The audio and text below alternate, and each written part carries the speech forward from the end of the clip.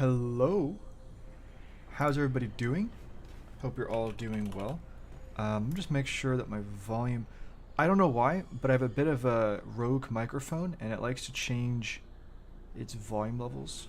So I'm like constantly checking my sound control panel, but we're good. Okay, nice, nice, nice. Great success. Hey, clone. How are you doing, man? I'm glad you're here. The day before, I know, more like shut down 4 days later. Yeah, I know. Yeah, I heard all about that. Hey, Alloy, how you doing, man? So today is about the extended discussion for today's video. I actually wanted to release the video yesterday and then do the discussion today, but I just had issues with YouTube. It took ages for it to process the HD version, and even by the time I went to sleep, it wasn't ready. So, it is what it is. But yeah, it was a big boy video, and I have a lot to say about that. But first, I actually you know how sad that is? I completely forgot that we have a new story mission.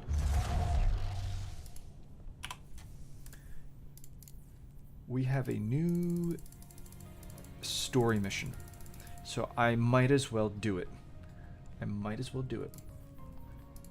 me turn on the subtitles if they are not on already. Yeah, okay, cool. And you know what? I'll just go do my video. So I need to speak to Riven. I don't know, dude. I just feel like it's gonna be a bunch of filler, but at least I have you guys to keep me company, and we can enjoy the entertainment together. Hey, Story, how you doing, man? And World Wonder Studios. Your triangles, gotcha. Okay. Nice. Well, thank you for being here, man. So Nezric was tasked with invading Earth. How did the witness not know of... Bungie. It's really that simple.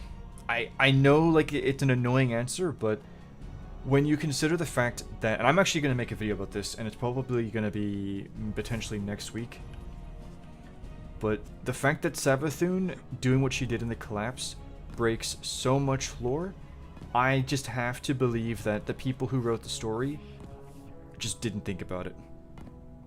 So... Currently multitasking, new story stuff, and stream. Yeah, I'm gonna do the story stuff now. By the way, if you guys have volume issues between me or the game, just let me know and I can make adjustments. Alright. You silly lizard, speak to me. You've returned. I have indeed. Would that the Queen's witches had your punctuality. Oh, I was an hour late. The Techyans have started work on the Lodestone. I forgot what that but is. They can't finish it without I know. help. You need me to save the day again. I understand. I would love to find amusement in their inadequacy. Make a meal of it. However, Yeah, you need it. You need him. the task of helping those who can't help themselves has fallen on your shoulders again. Something of the Ahamkara in you, perhaps? The Lodestone must be attuned to the boy. confluence, like teaching a compass where north lies.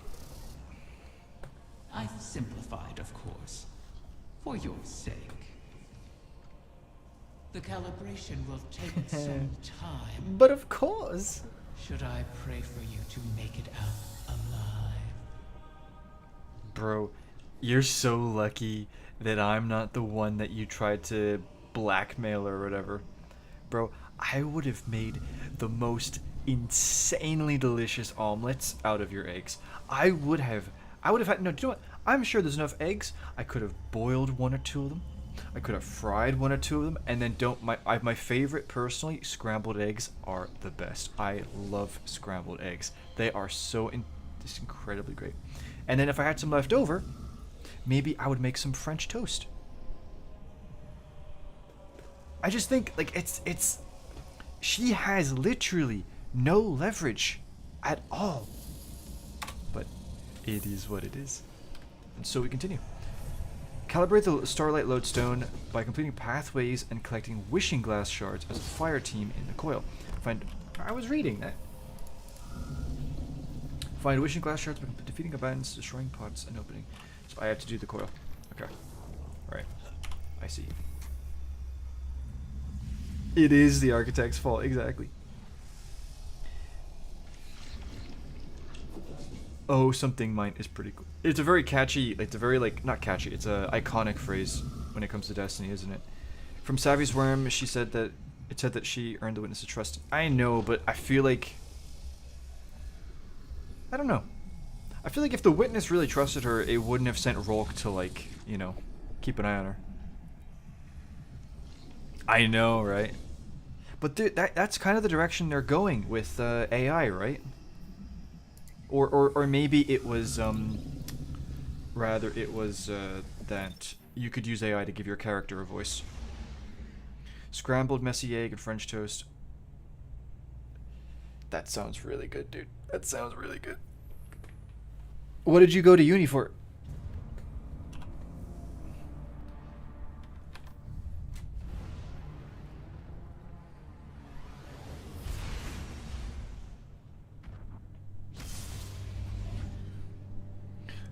By the way, actually, no, okay, no, actually, do you know what? I will talk about that in the extended discussion part of the video. No, there was something I actually kind of forgot, but it is what it is. It's fine. We don't know.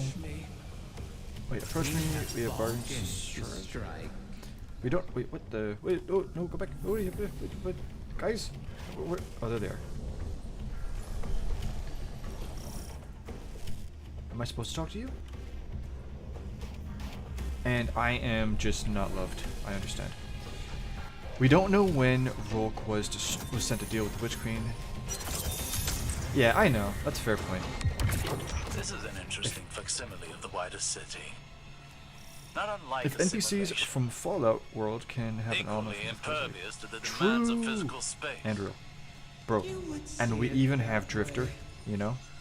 Is it the work of an I went to assaulting Unity to heart do or that screen of a acting and favored film listless production. pet Ah, another creative to the type. walls? I see, I see. Simply indulging the creative spark. My brother went to college for basically to do like screenwriting and stuff. As far as I remember.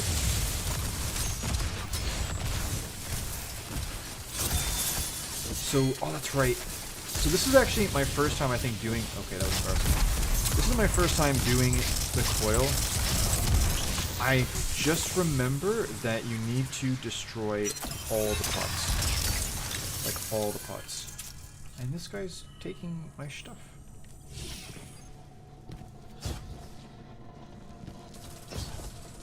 So, I think it was Jack who said that he had just discovered my channel. I was thinking about this. And I actually think I need to... Okay, so those are not pots to destroy. Wait, what did you destroy? What did you do? I think I need to make a video that's like the how to binge Venextron's Destiny content. Because the amount of people that I've had, and they come to me and they're like, hey dude, I just found your channel, I'm like, I've been binging your stuff. Or I have people who are like, ask me a question, and I'm like, dude, I actually made a video on that.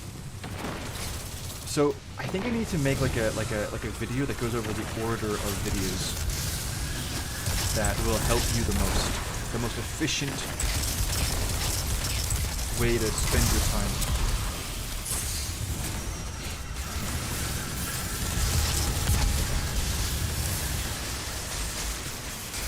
Hey Blair, how you doing?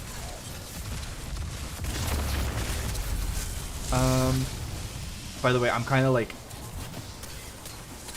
I'm trying to multitask killing undead things and read messages. So if I acknowledge your message but then I don't like answer it or read it out right away, I do apologize. That is my reasoning. but I will answer all in time. All will be revealed.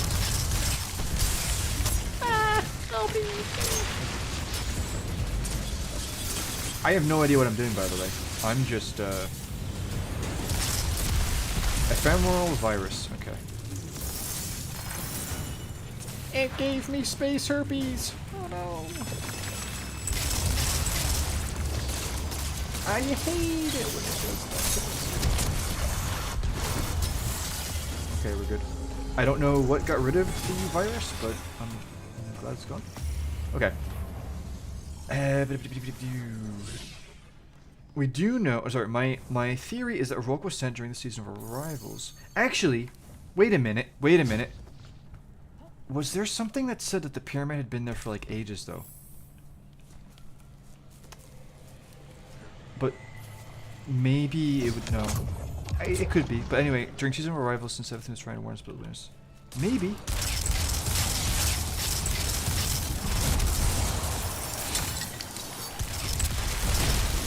Maybe. We do know that Nezric wasn't supposed to be an important character. Yeah. Okay, so Blair, I'm gonna tell you that we know is not the correct terminology to use because there is no evidence to really support that. And if anything, all the evidence completely goes against that as well. So, I think it's perfectly fine if you think that's the case, but I think stating it as a fact is it's not... I don't think that's the right way of doing it. That is the most likely time this could be accurate. Be careful of the traps. I don't even... I'm just assuming it's the spikes, right? Like in the ribbon clay. Which, considering the fact that I am trying to multitask, I guarantee you I am going to embarrass myself multiple times. I will try to get this guy. I'm coming, Mari! Watch him revive himself before I get there. Or just as I get there. Oh no, okay. Is he AFK or is he here? He is, okay, nice. The Harbinger's time, yeah. The Unicourse involved acting on screen, stage, motion capture, voice acting, presenting, camera work. That's a lot, dude. That's a lot. Did you enjoy it? And are you currently using it for anything in terms of like actual like career and stuff?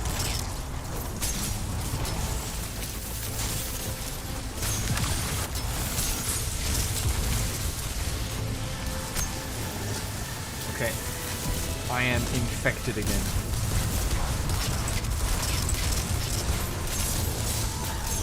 Okay, that was actually really not ideal.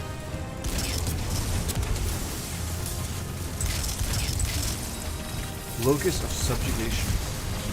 Wasn't that funny? We were just talking about Volk.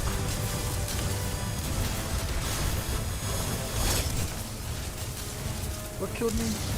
Finite thought. I guarantee you there's a mechanic or something and I'm just missing it. So, I'm sorry if that's triggering to anybody. And then we had intensive weeks where we worked with hand-to-hand... Okay, wait a minute. Okay, wait. Whoa. You just went from acting on the screen, stage, voice acting, presenting, creative writing, to hand-to-hand combat, firearms, horse riding, and bouldering. That is quite the university experience, if I do say so myself.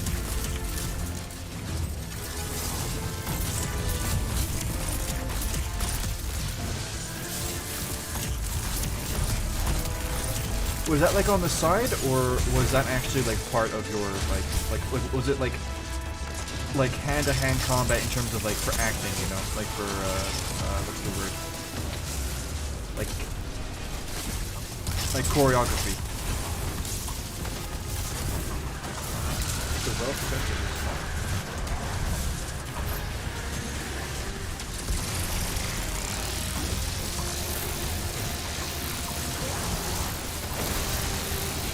So you know what's funny, right? This trace rifle has a perk where sustained damage creates an orb of power. It takes so much to do that.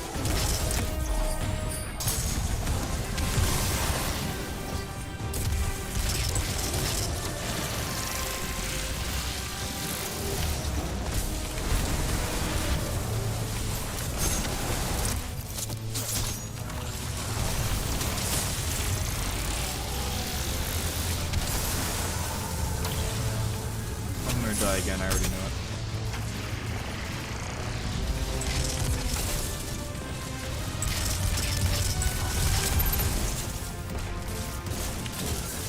Bye-bye. Okay, how many more of these do I need to do? Hopefully not too many. That would be unfortunate. Return to Riven. I needed wishing glass, and that was from destroying pots. So. Approach me. We have bargains to strike. Okay, wait, wishing glass. That's actually what I need. It is good. Oh no! What do I get? Okay, whatever. So I don't want to do this 5 more times. Okay, so weapons in the kinetic slot have their damage and reload speed.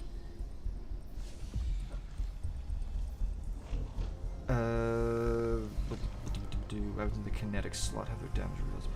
I will just take that. This one. No, does that take Are away from you my quest? certain? No, it does not. Okay, cool.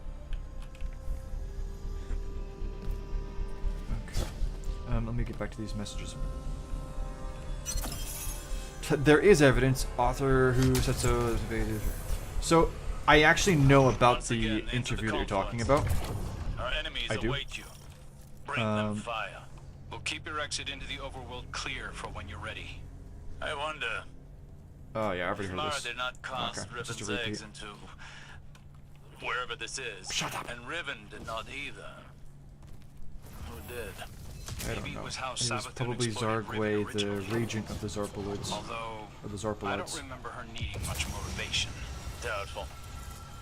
Riven would be aware of such an arrangement. Yeah. She never lied to us about Okay, that. Crow. I've heard you say this 5 times. Okay, I don't need to hear this every time. It's okay. So, my friend Archival Mine.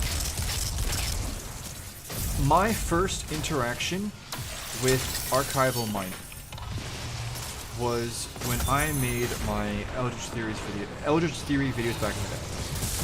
And what I did was I put them on the Bungie forums. And he actually got annoyed at me. He was like, I swear, if another person brings up Nezric, yada yada yada, right? And fast forward maybe a year or so, when we were talking, and you know, he said to me that he really didn't think Nezric was relevant, like, at all. And I was like, okay, well, why do you think that? And he sent me the interview. And I was honestly kind of surprised. Well, here's what's interesting. Bungie has also come out and said in the past that they had no idea what the darkness was. I am here to tell you that that is false. Because the guy who, like, wrote for them, that guy, Robert Reed, straight up said, I wrote the main antagonist. And the opposite of that was the freaking Gardener, right? Hence the Winnower concept art and the Gardener concept art and all that. This is the guy that designed that. So they clearly did know, right? They clearly knew. At the same time,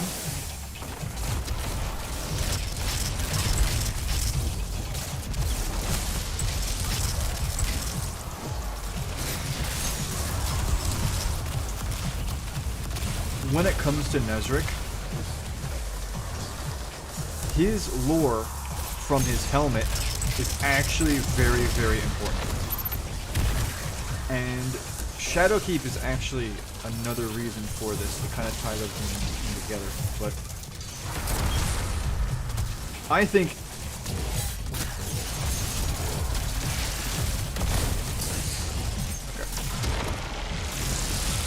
put it like this.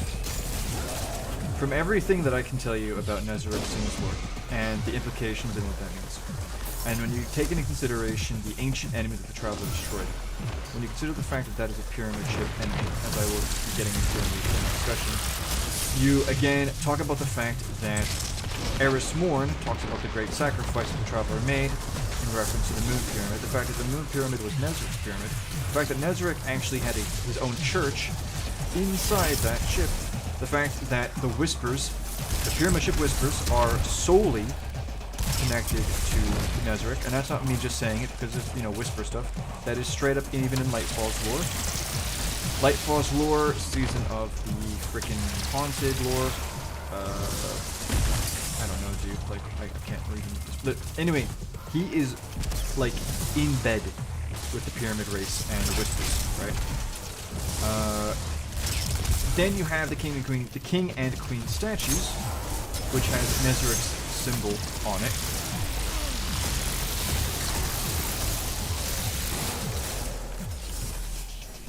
His ornament as well for the helmet is very pyramid ship-esque.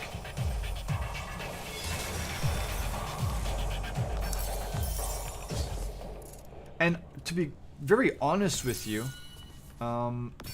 I genuinely believe that the way they treated Nezarec, not how he was introduced in Nightfall, but actually rather his death and how they gave us his lore, I genuinely think that he had a very...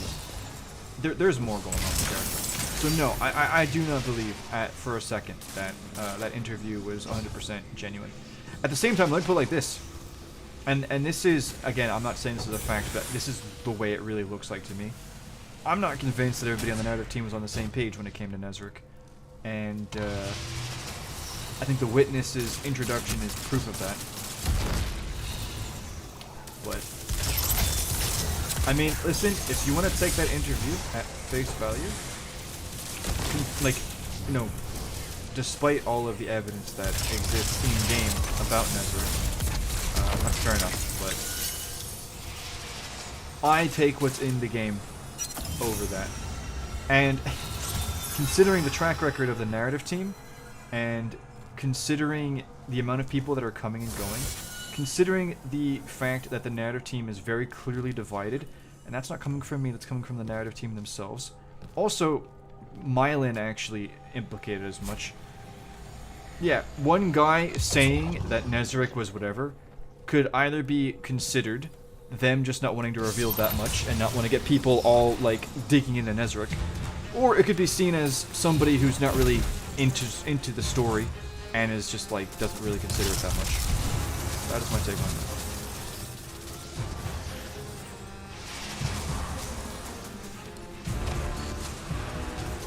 The course is overhyped, but I learned a lot. My GF Gotcha. Okay, I'm about to be deceased. I require the light. What? That did not kill you? What? Oh, I forgot. This is the. Oh, this is the big blank counter.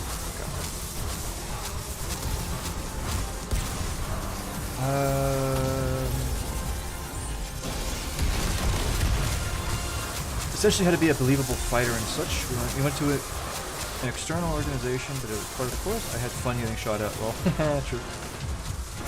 Choreography was easier for me because of my dance. Oh, fair. Okay, that's cool, dude.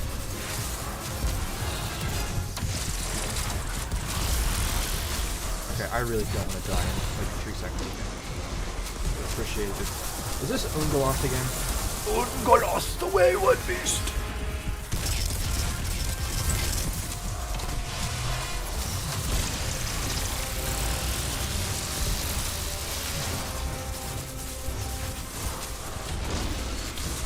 You know what's funny? I wouldn't be surprised if, let's say they introduced trace rifles later on, if all trace rifles had cold hearts perk just as a base.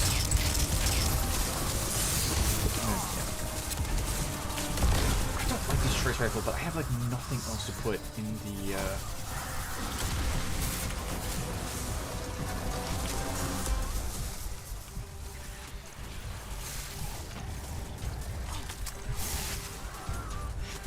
And we have revive tokens. We have a lot. So.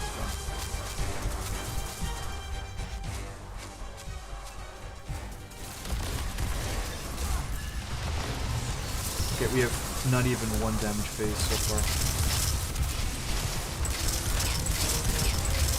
Can ye not?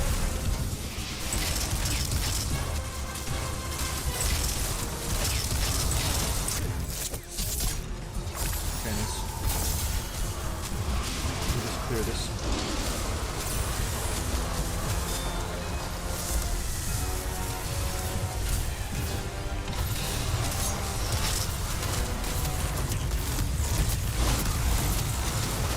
Nuke him! Not me, him. Destroy the wayward beast! Let me get my superior ability. Oh, dang it. I really don't want to have to do another phase of this.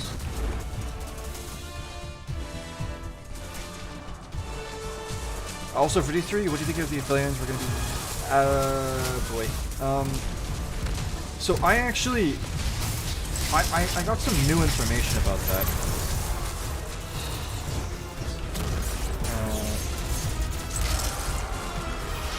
And maybe you guys have a different opinion, or you have information that could correct me. But I had a back when I had my group call with Archival and Marzier.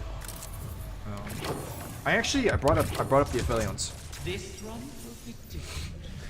And according to Archival, there's actually only one Aphelion, like at all. There's one Aphelion. And apparently it's like, I can't remember, it's like a machine or creature that they made and it came to life. I need to look into that. I don't know, but there's a good, I don't know. What do we have here? Weapons in the energy slot have to down. Oh, yay! Oh, actually, solar damage increases damage of all weapons. Okay, that's really good. All the years in the universe won't make you as strong as this. Oh, shut up, you silly lizard. Okay. Nezric's helm layer are so vague. I disagree with that entirely. It's written, so it is written to sound vague, but the information is there. It's very clearly there. Nezra only legislated the. Yeah, I disagree. I say that in the end they decided to scrap his character and just throw him in without any real purpose. A warp in the fabric of reality. In depth, Okay, do you know, I'm their gonna. stamp I lingers don't upon really- the world. I don't care. Also, I think regardless, the fact that they do introduce the character and then they put it against the helmet's lore. Like, I'm sorry, dude, but if you're going to introduce a character, and the way of introducing the character through the helmet's lore is by literally saying what is the most notorious part of the character, which is self-reviving, right?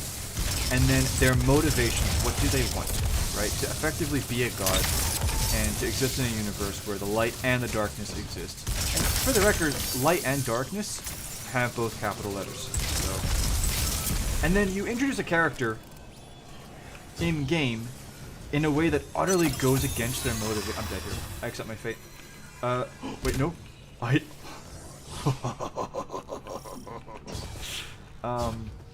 You introduce the.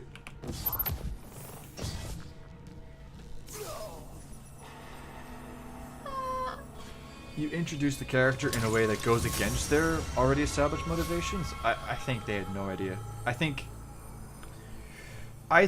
that, in my opinion, I think the character was written to be an enemy for Destiny 3, and I think that when Destiny 3 got scrapped and then they had to make Lightfall, and Lightfall was kind of a rushed project that they made on the spot, I think they needed to, you know, have an enemy that's somewhat interesting and that turns the heads, you know?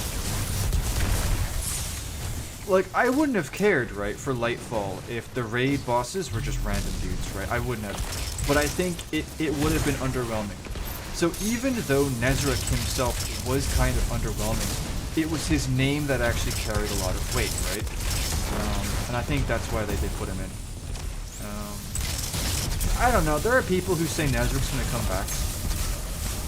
I had people come to me after I released my video today and tell me that they were very confident that Nezarec would come back, but I'll be honest with you, I'm not pushed about it either way. I think the damage has been done for the character.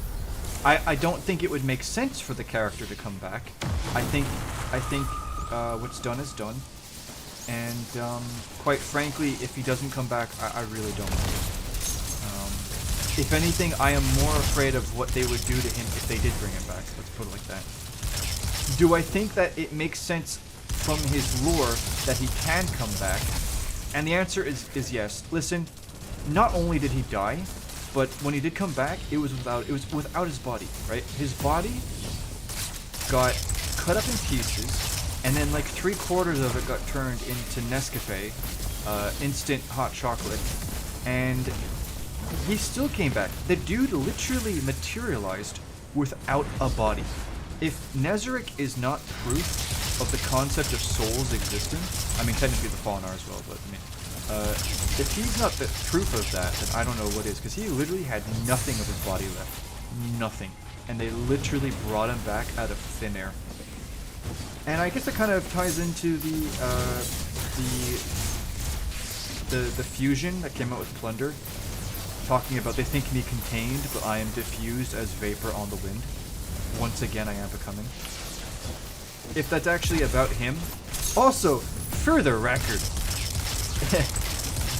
you cannot say that Nezarec was not meant to be pyramid ship related for two reasons. The first reason was that Nezarec is inherently connected to pyramid ship architecture, and there's a lot of different instances where he's connected.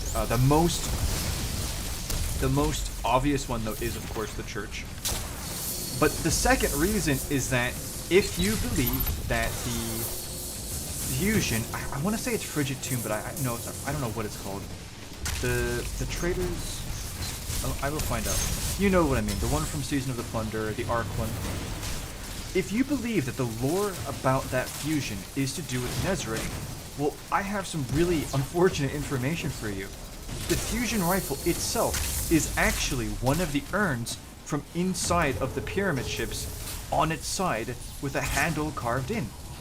It is literally a fusion rifle made out of a pyramid ship urn or canopic jar. So if you believe that Nezarec is the character that is being referenced in that fusion lore, then there's already a connection there between Nezarec and the pyramids just from that fusion alone. So listen, I think he was retconned. I mean, he definitely was, and I think it was unfortunate what happened to him. But the links were always there, and I think that to a certain extent, even with his final form now, still is fine. Listen, I don't really mind if you disagree with me. I think that's perfectly fine. My main issue is just when you say that it was absolutely always like that from the beginning. Because listen, I've been digging into this for years. Regarding Nezarec, at least since 2020, with before Beyond Light came out, and out of everything that I have seen, yeah, no, I really disagree with that. Told you it was gonna happen. I just didn't see it.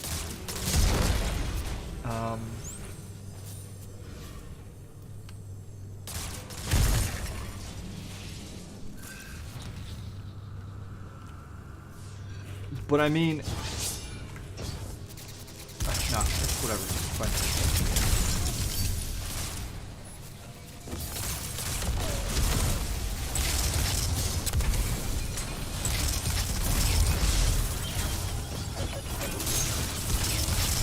Dang it.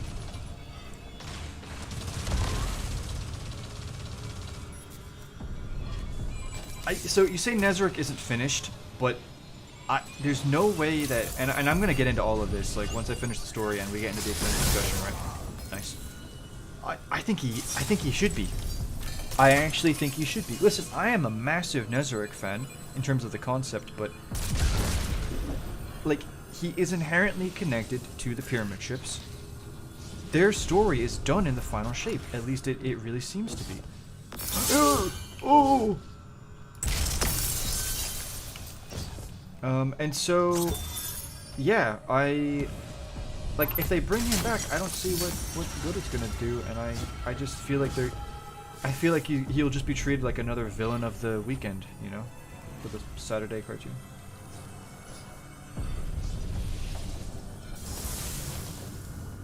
You do take concept arts, and the content face value, you know. How is an interview with relevant? So, okay. So the example that I gave you is this.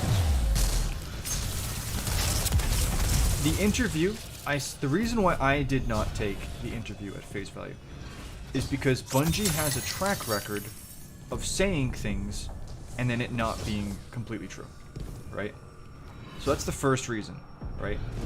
There's a difference between taking content at face value, and for the record, I want to be really clear here. Let's take the Kolobayev Pyramid City, apologies, Pyramid City concept art. Lol. Let's take that for example. I never said that we would 100% go there. And also, regarding the pyramid race having connections to ancient humanity, I never said that they would 100% look human. As a matter of fact, I didn't want them to look human because it doesn't make sense. They have been off of Earth for thousands of years. By the way, I'm just following these guys. I have no idea what I'm doing. They're in a completely different ecosystem. They should have evolved, right? They should look different. Their skin probably has changed complexion drastically. And considering what we know about the technology, and considering that we do have concept art of them experimenting on themselves, they shouldn't look like normal humans, right? What did I say about Kolobayev's art? I said that the art said that the pyramid ships were not the actual darkness, that they're... I'm gonna absolutely do an unmentionable. Dang it. I'm sorry. Don't revive me. Please don't revive. I wouldn't revive me. I deserve death. I deserve death. Yeah, don't get me. Don't get me. Don't get me. Thank you. I am actually so embarrassed right now, guys. I'm so sorry. I'm so sorry. Oh, I hate it. I'm cringing so hard right now. Oh, no. I wasn't paying attention, dude. I'm sorry. I can't talk, like, and... No, you're not gonna make me do this again. No, please. Okay, we're okay. Wait a minute. If you were here for the launch of the season stream... Okay, we're good. Here. I think I'm with a bunch of individuals. Okay. I said that first of all, the pyramid ships were not the actual darkness, but there was a race connected to them. I also said that more likely than not, this race was connected to ancient humanity. I also said that they were given a golden age from the gardener, and that more likely than not, they turned on her. You take the human side out of it, which I still believe is 100% true, and I got that pretty much on point. And that isn't me bragging. I'm not trying to brag. I'm just saying I was not taking the concept art at face value. I was taking information out of it. There's a difference between me doing that and taking what somebody says literally and at face value. There's a difference, right? Also, because people can lie. And I'm not saying that that's a bunch of lie. I'm just saying, like, in general, people can lie. But a picture or something... And with written lore as well, written lore can be a lie, right? Truth to power is pretty much agreed by everybody to be a lie, right? But, I mean, fair enough. There's a difference between that and a picture. A picture is just a picture with information in it, right? And as for cut content, again, right? Let's take the statue from Andrew Kreutzer that he deleted. The one of that statue that was like a woman in like a ancient Roman or Greek whatever. So first of all, yes, it's cut content, but guess what? A version of that statue did make it into the game. They just drastically changed the clarity of the textures, right? And also they changed the position. In game, that version of the statue is holding something. And I'm not too sure what it is. People think it's like a baby or something. I'm actually not sold. I don't think we know quite yet what it is. And I don't know if we'll ever truly know what that significance is. The second part is that regardless of who the statue is supposed to be of, the inspiration is that it's very clearly a human. This is pyramid ship art. Also, if the concept art was completely irrelevant, then why did he delete it right after I mentioned it, right? That shows that it's significant. Just like how with Kolobayev's art, you can say that Kolobayev's art was strictly, irrelevant. If it was irrelevant, how come only 1/4 of his work was actually uploaded in public? And I asked him, why do you have pictures on your site that's for Destiny 2 and they're locked? And he said, I can't because of Bungie, but it's to do with things in the future. Guess what? It still hasn't been released yet. And considering the first picture was pyramid ship related, and considering that, well, all the effort that we tried to do in uncovering what was under the blur, it appears that those pictures are also pyramid ship related. Again, I'm not taking anything literally, but you can still take information from that. So my point is that there is a very big difference between what I do with content art or cut content, and also, right, anything human with the pyramid ships.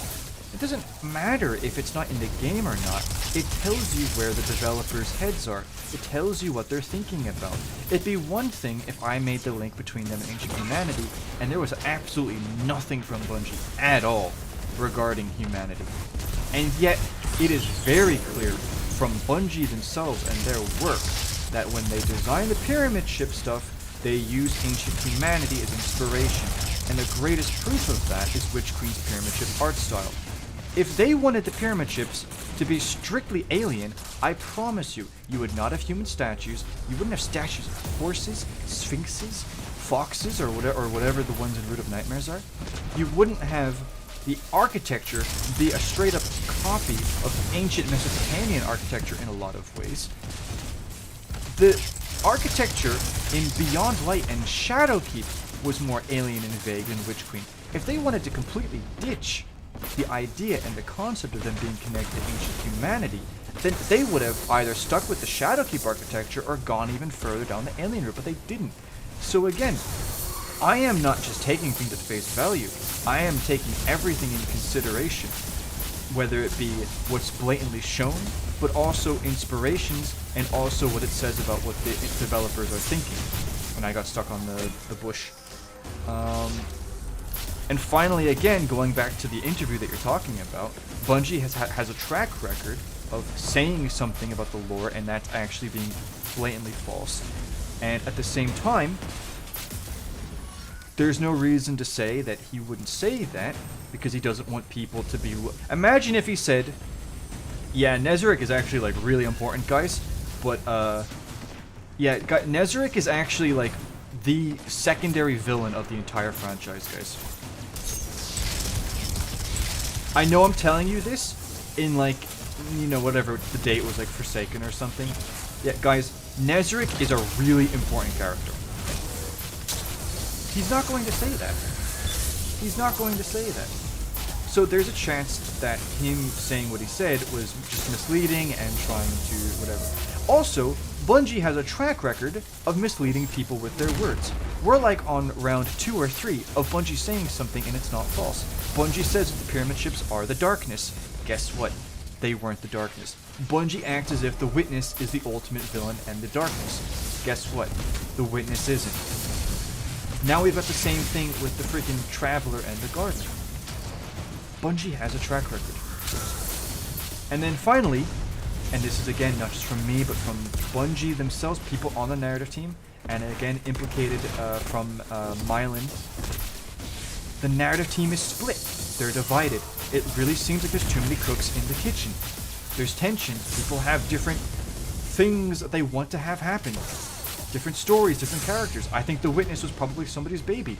probably somebody else's, probably, like, somebody else probably had a completely different opinion. So, I know I'm like, you know, I'm kind of overdoing it, but my point is that I'm not just disagreeing with you for the sake of it, but yeah, I really don't think that that is, first of all, I don't think that that is enough. And second of all, what I do with concept art and cut content is not the same.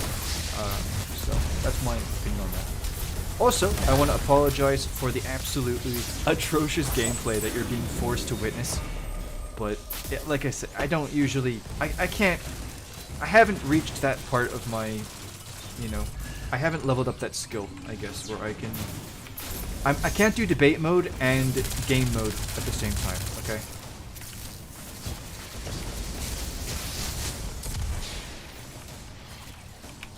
So what I'm going to do is I'm just going to focus on the game, and then I will get back to the chats.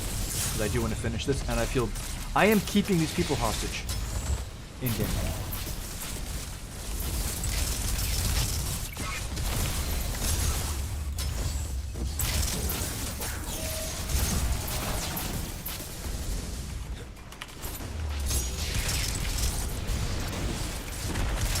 And we're out of revives. That's how bad it is, boys. These guys hate me. I guarantee you. They hate me. They wish nothing but death and ruin upon me in game.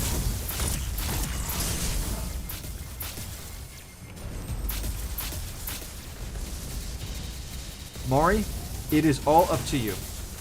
I know that I have failed you. I have let you down. I am unworthy of your talents or your abilities, but I ask you, Mari, the 9,729th of your name, please carry me to victory. But I will respond. So Mari, I take everything back. You're going to die in 5. Oh, never mind. I don't take... Mari, I didn't mean it. I'm sorry. I was not last on the leaderboard, though. I'm sorry. I'm sorry, guys. I'm sorry. I apologize. I might agree with Blair since given the example of the interview. It's a different, again though, it's a difference of companies. And again, like I said, Bungie has the track record. 343, I don't know. Okay, again, I don't know. But I'm not gonna use that as definitive proof. Watch it be that Bungie says that it was an interpretation since it was written in the failing. I mean, now they could, sure. But, wait a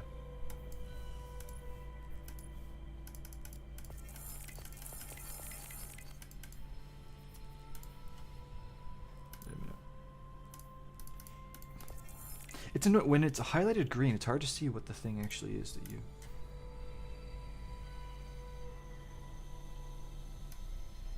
Oh, no, wait, sorry. Since they managed to bring back Cade 6 for the final shape... Yeah, no, I don't want him to come back. Let's hope we've seen the last of him. Turned out to be one of the lamest villains in Destiny history. I actually agree with you, Blair, but I think the Witness is still worse. I do. I think the Witness is still worse. Even with Nezric, right, being the way that he turned out to be. His music was sick. Nobody can deny that. The music was great. His voice was also pretty cool, too. But, yeah, the Witness, I really dislike the Witness. As a pyramid nerd, I am not all-knowing. No one is over. Yeah, true.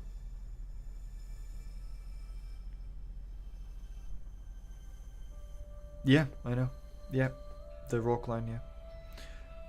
Felix, I will have you know that the meme is dead because I actually found out the truth behind what was beneath the ice. I actually did find out the truth of that. Not trying to get anyone's hopes up, but it's so unlikely, but imagine the Pale Heart is their destination. So I actually, I did a poll, Alloy, about that. And most people say no. And I actually agree. I think there's only one chance that we get a second destination. And it's if they, for example, take the Witch Queen pyramid architecture and they just copy and paste everywhere. Because they could easily do that. Just like take the assets and then just like copy and paste. But other than that, like to actually make up a new tile set and stuff like that, I don't think they could do that in that amount of time. I don't. And I just think even like the morale is so low, you know?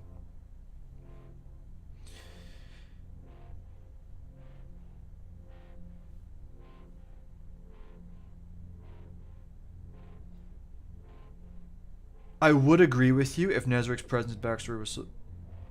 But he was. Blair, he was. Nezric had lore in Forsaken. He had lore in Forsaken. And then he had lore in... Ooh. Let me think. Beyond Light was a dud pyramid-wise. And then Witch Queen... Witch Queen, actually. There was stuff in Witch Queen about Nezric as well. And then, the fact that his literal... I mean, you can say what you want about, the King and Queen statue, but he literally had a pyramid ship stand with his symbol on it. And actually, yeah. So, he had lore in Forsaken. He had the thing with the symbol on it in Beyond Light. He had there's stuff in Witch Queen. And then Lightfall. That's 4 different expansions. That's 4 different expansions.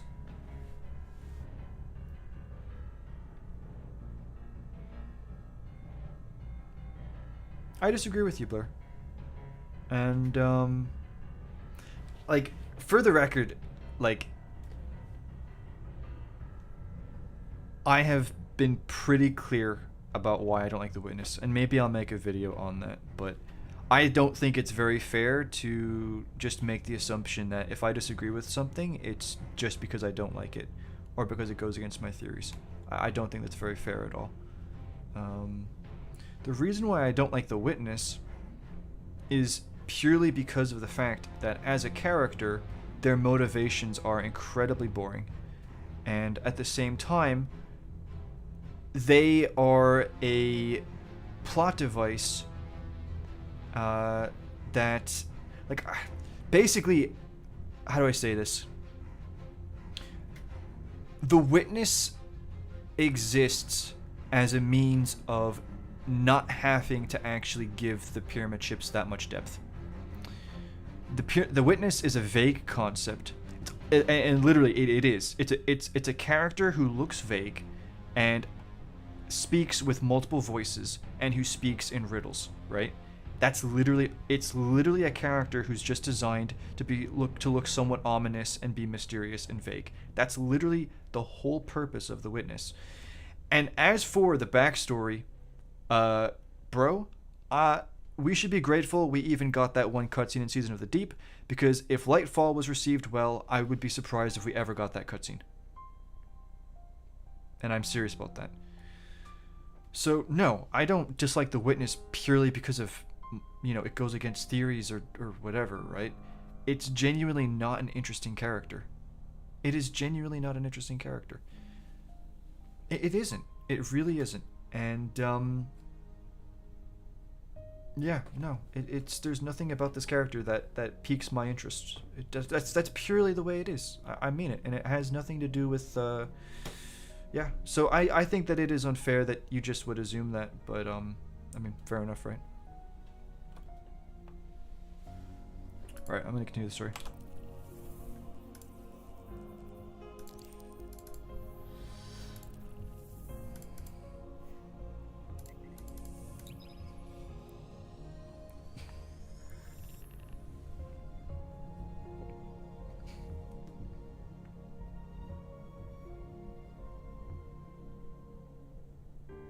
Okay, you need to understand that I can't I can't interpret your tone of voice, or, you know, so I apologize if maybe I came across as harsh or whatever. I took that as you know, whatever. But if you were just mostly joking, it's, yeah, that's perfectly fine. Yeah, that's the thing, man. Like, I know it's very, and I think the reason why people can assume that is because so many others do it. And I've seen this a lot where people will, and I've said this before, people will have a theory and they will become very attached to that theory. And what ends up happening is that they actually care more about their headcanon becoming right and true than actually... And here's the important thing, right? And I need to make this distinction very, very carefully. I think... Well, okay, let me play it like this. Let's say that...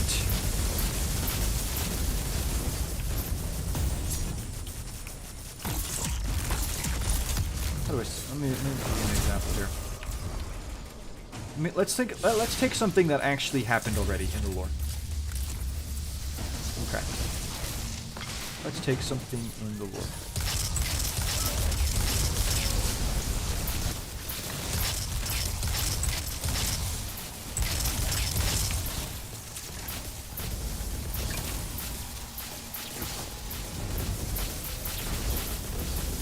Okay, let's do it like this. Let's take somebody who believed and had a theory that... Okay, I'm purely making this up, right? So I didn't see anybody who said this, right? I'm making this up.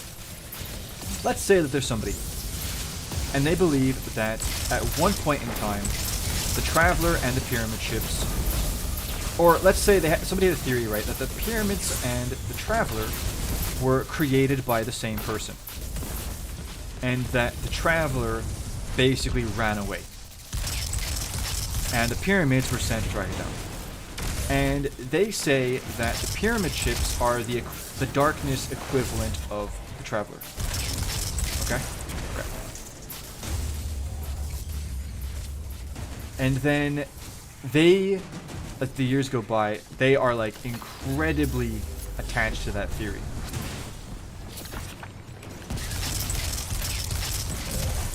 Excuse me. And then, nice. I thought I had the other dodge on. By the way, I'm not going to be playing good now because I am talking. And then let's say Bungie comes out. Excuse me. They do the whole, haha, gotcha. And the ships are actually not the darkness. And they're literally, again, ships made by a race that was given a golden age. That isn't Bungie's fault. The person just, you know, they just got it wrong, you know, and that's fine.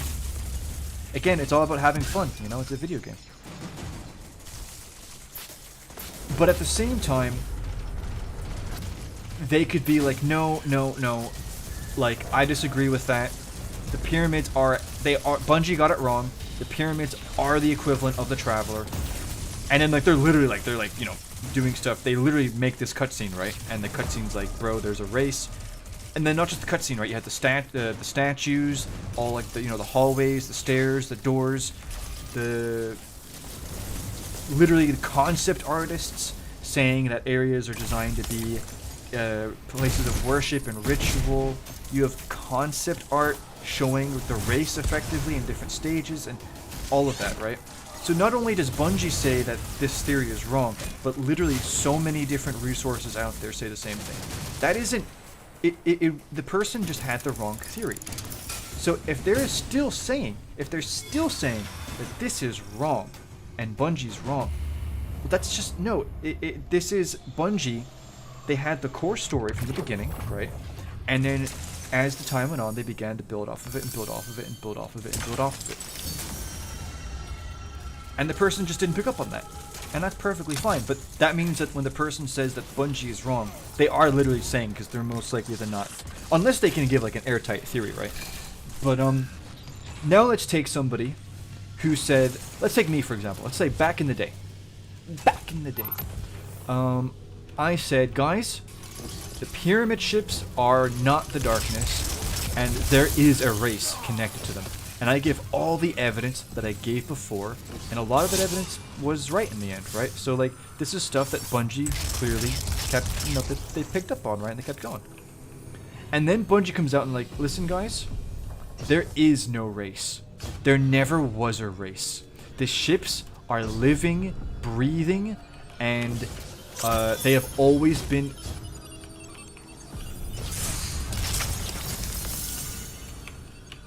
Wait a minute.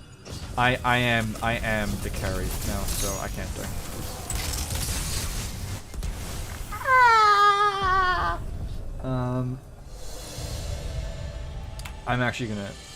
I'm gonna just... Dang it! You guys get me monologuing, bro. I can't game when I'm monologuing. I can't do it. I'm gonna be here for 15 years. I just want to get the story done. I want to get my 2 minutes of dialogue and get told to wait another 7 days. I need my fix. And you guys are keeping that from me. And anyway, they say there never was a race at all. I'm gonna say, well, that doesn't make sense. That's wrong, because like literally, you had all of these things, bro. Your concept artist literally said, like, you know, all of this stuff about the culture and the history and the race, all of that. I literally have like statues of people here and ponies. How do you explain the ponies? That isn't me disagreeing just because it goes against my theory. This actually goes against what they themselves have established, and this indicates that they have retconned something and that they've changed something.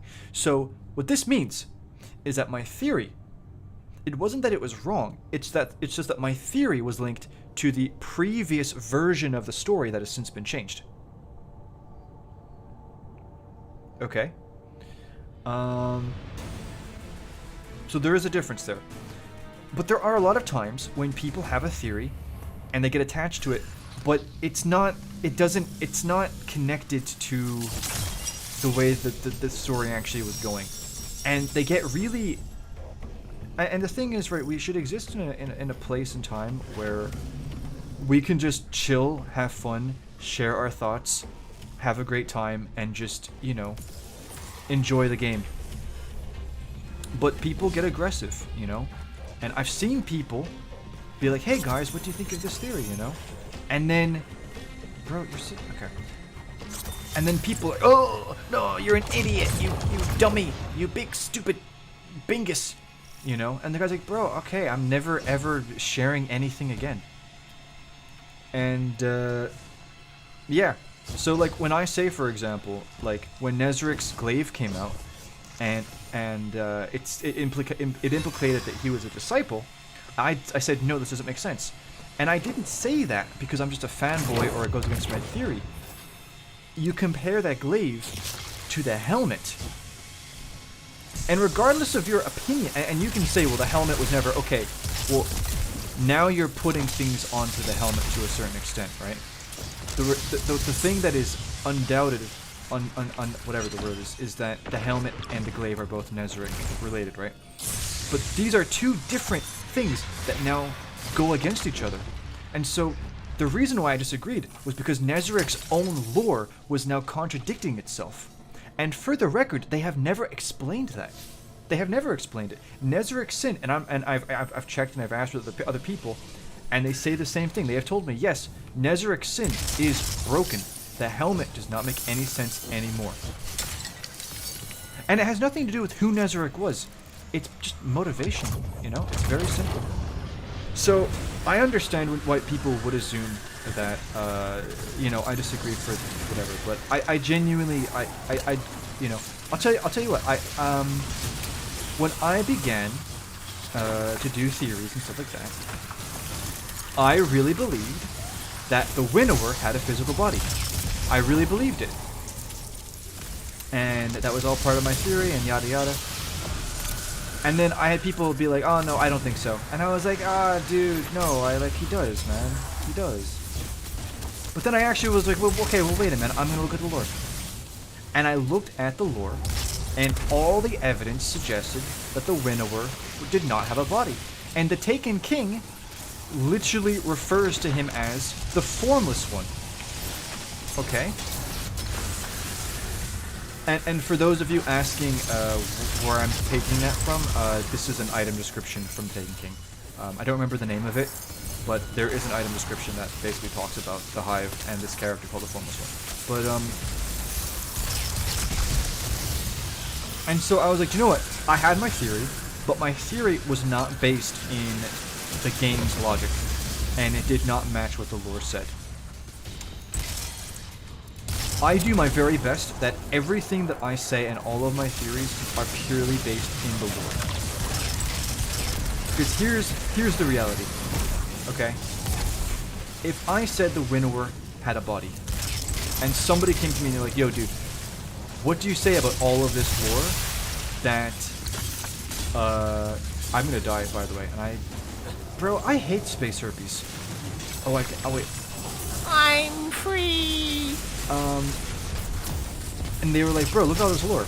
I could be like, oh, that's not about the Winnower. That's wrong. Okay, cool. But okay, fine. So let's just take away the lore that says that he doesn't have a body. What evidence do you have that he does? And now I have to start making up stuff and jumping through hoops. Because the reality is I have nothing. If you tell me there was never a pyramid race, I can give you an essay on why there was, and all of it is backed up by the lore. You tell me that the pyramid race were never connected to humanity, I can give you an essay backed up by the lore as to why they were, right? When you take a theory and you do not base it off of the lore, off of the game, then you are just making stuff up, and you have no foundation. And do you want to know why I care so much about foundation for my theories? Part of it is because I used to do debating, right? And in debating, there exists a thing called point of, what is it? What's it called? Like, not point of interest. Bro, I forgot. Anyway, I can't remember the term, but basically, if you were, let's say, the person on the enemy team is doing a debate, right? Let's say you're debating about taxes, and you're debating that taxes need to be lowered, and they're debating that taxes need to be raised, okay? And they say, so guys, people in Ireland spent a total or an average of X thousand a year. Well, I did my research. Wait a minute. That's actually wrong. My sources say that they spent more than that. I have the ability to stand up, put my hand up, say whatever the name of the term is, and then say, hey, so your stats are actually wrong, because according to site source, they actually spent more than that. And now the person's on the spot. Now the person has to explain themselves. And if they can't explain themselves, guess what? They just sank the whole ship.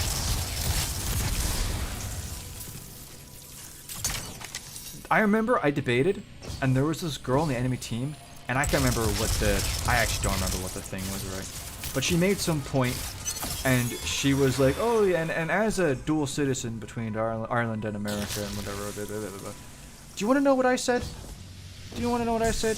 I was like, point of it, whatever the thing was, I was like, bro, guess what? I'm also a dual citizen. I have an Irish passport, and I have an American passport, and I can tell you that you are incorrect, right? So, that is one reason why you need to have a foundation. Because otherwise, I am used to getting called out and having to answer for myself.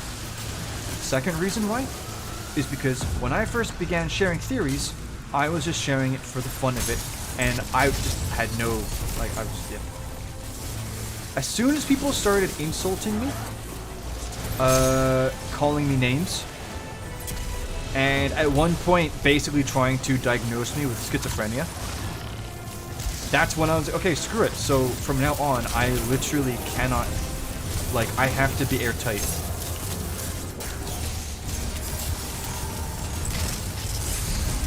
So yes, like, the lore community and any story-based community is going to have people with theories that are based off of their own thoughts and not off of the lore. But I, to the best of my ability, try not to be those people. Partly because of who I am, but also because I've learned the hard way. So, and here's the thing, I talk about that I don't care about being right, I care about knowing what is right.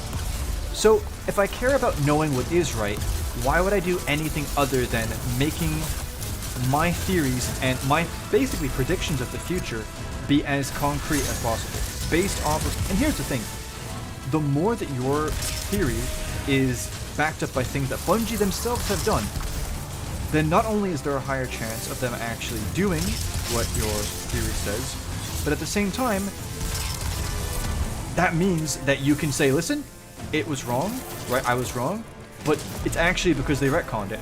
And then you can literally show that, yes, all things considered, it was supposed to be that way, but then they changed it.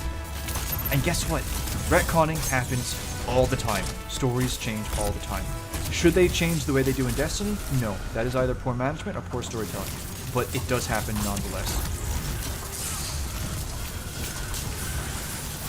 If you're making your theories up with just, I don't know, retconning is not going to change anything.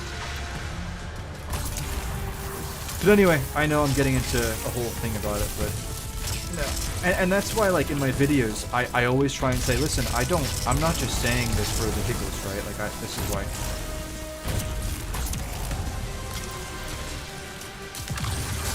Okay, let's kill this, stupid monkey.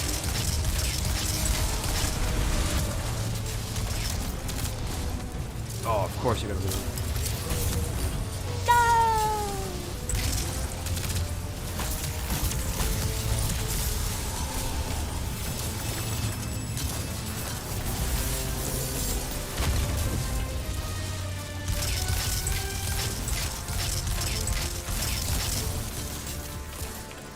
Bro, I haven't even gotten to the extended discussion yet.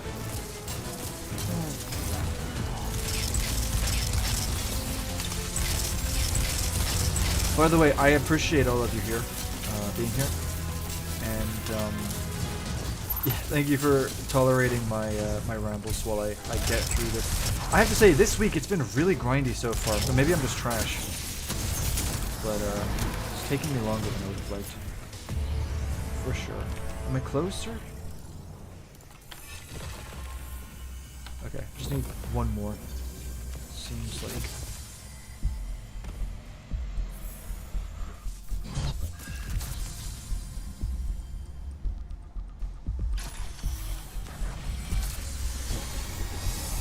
Or maybe we'll just do it. Please do it. Please do it. Do the thing. Do the thing. Do it. Do it. Okay. Okay, we basically have it. Good roll. Ah. Yes.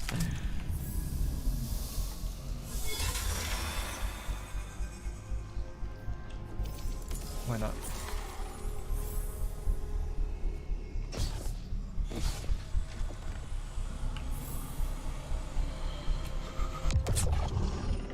Wait, am I alone? Okay.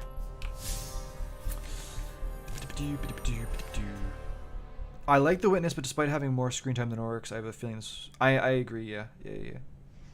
I thought it was actually really annoying how they hyped up the Witness in Lightfall. And they were like, you're going to see the Witness in a way that you've never have before. Or something like that. And the Witness just... what did the Witness do? It had basically had the one cinematic, and then it bullied Callus. That was it. Bro. It did some sign language to the Traveler, and then it bullied Callus. Bro. And it did the sign language to the Guardian. Imagine dying to sign language. Oof.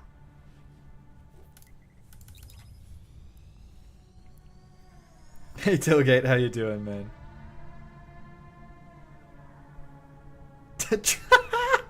I got so heated up I stopped dying and played well. No. I don't know, dude. I don't know. So, I changed my mind. I will try my best to make the lore for the collapse for the new canon. It's up to you, dude. It's up to it's up to you, man. Oh boy, that was funny, Felix. Yeah, guys, I'm just trying to get this over and done with, and then we can get to the extended discussion. Because I actually listen. I spent a lot of time on that video, and there's a lot to go over.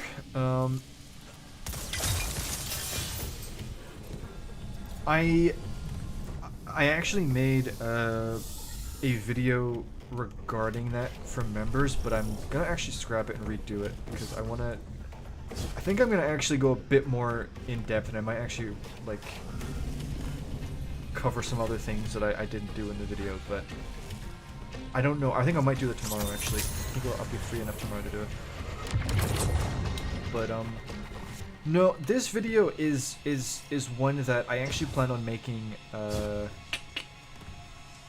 I want to say either the start of this year or late last year.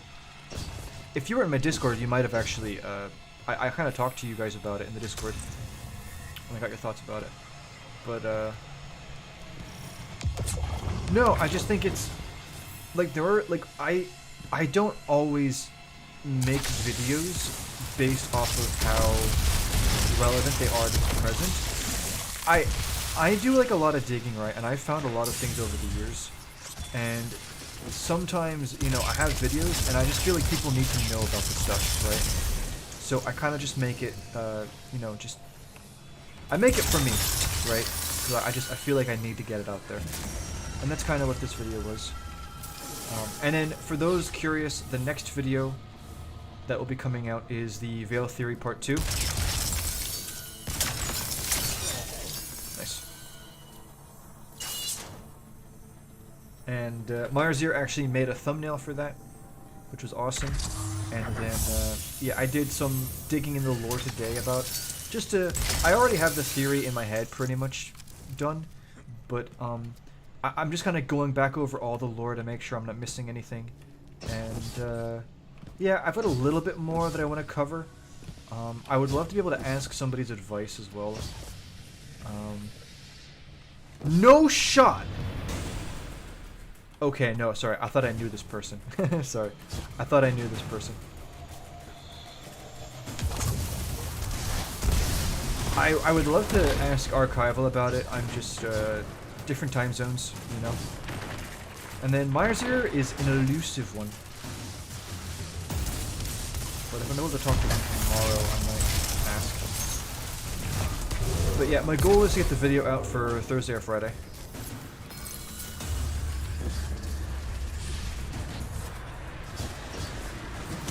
And then next week, I'm pretty set on what those videos are going to be as well.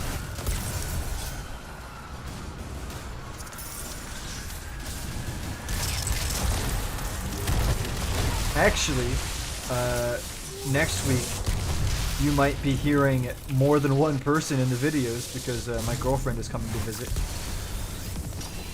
Exotic Engram! My girlfriend's coming to visit, and I'm very excited for that. So, if she is willing to participate, I might have her say hi. Dude, I can't wait. I'm so happy.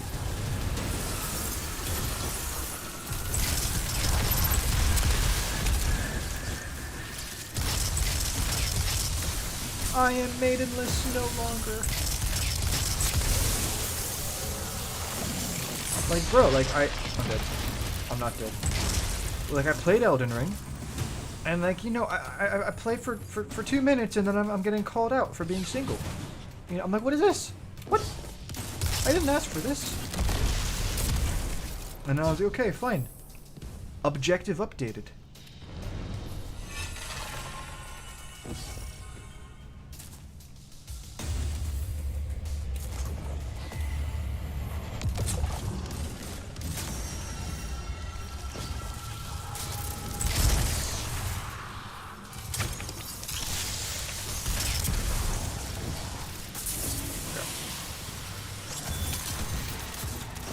I should be done, right? Okay, we're good. I will finish this just because I don't want to be a jerk to these guys. I know I wouldn't like it if somebody left, so I will keep going for them.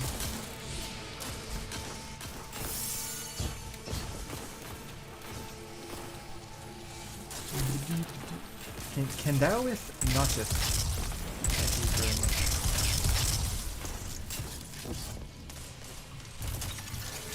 Did I watch the Game Awards? I did indeed, my friend. It was actually kind of underwhelming. The thing that I was most interested in... Now, I watched it after it happened. I was asleep when it happened, but...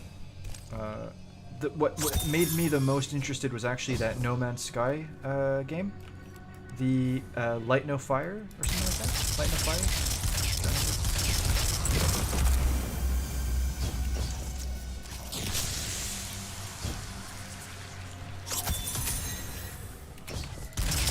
But overall, I don't know, dude.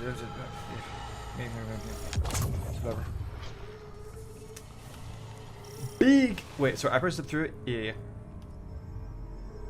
Yeah. Yeah, Exodus. So I watched the Exodus trailer, and the first half of it I was like, and then the second, and that's a quote by the way, and the second half of it definitely it piqued my interest.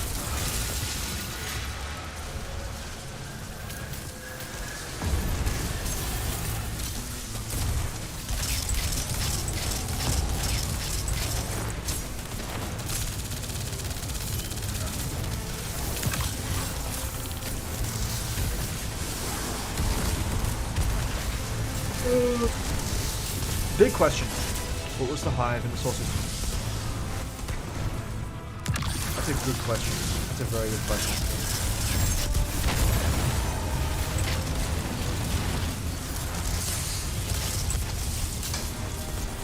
I'm thinking.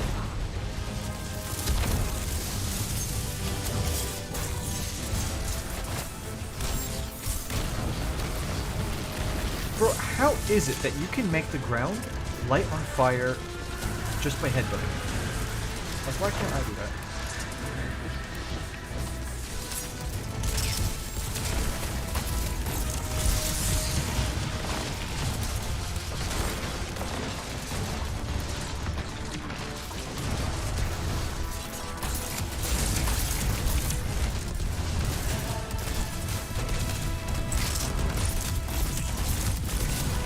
GG.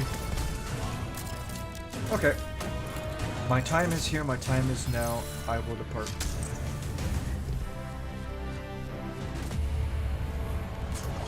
Farewell.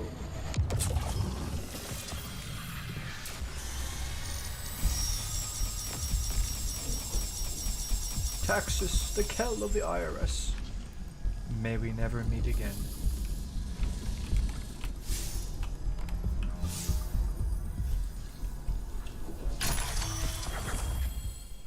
Okay. And now we return to Riven. And now we can actually play the game. Wow.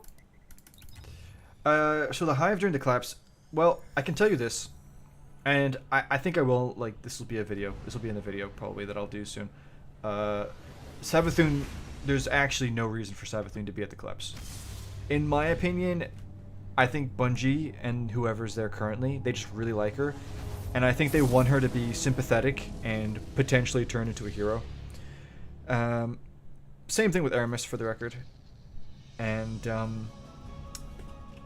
no, literal lore from Destiny 1 goes against her being at the collapse. So first of all, Savathun and Xivu Arath, under no circumstances, should be at the collapse, but they were, so it is what it is. At least I know Savathun was. What I can tell you is that it actually seems, from Shadowkeep lore, that the hive may have been on the moon before the collapse. Like, underground. But that is yet to be, I need to go back and check that for you. But I actually think there's a chance that the hive were inside the moon before the collapse. Okay. Now, as for when the collapse happened, well, I think that they clearly took over the moon. If I remember correctly, either during the collapse or afterwards, you did have Nokris and Zol attack Mars. But I can't remember if that was during the collapse or after. And as for invading Earth, that's the thing, man. Like, what happened on Earth, nobody really knows. All we know is that the pyramids were there for a fact, and that there was heavy fighting going on, clearly. I would say that the closest that lore-wise that you could have for the hive potentially being on Earth would actually be Ada 1's mother's lore, where there's that beast that's like ripping open the thing and there's like the sound of metal or whatever. Now that could have been a tormentor. It could have been a subjugator, which is cringe. But honestly, it could have been like an ogre or something. Honestly, who knows? Let me put it like this. I do not see the hive invading Earth and not having a more permanent place there. We know from Destiny 1 with the Dark Below that Crota was preparing to invade Earth, and that the stuff in the Cosmodrome was kind of like the scout stuff and like the kind of forward operating base for that invasion. I think everything that the Hive did, so for example, like, you know, trying to take down Rasputin and yada yada, I don't see, if they invaded Earth, I don't see why they wouldn't have done that. But yeah, I actually don't know. I don't know.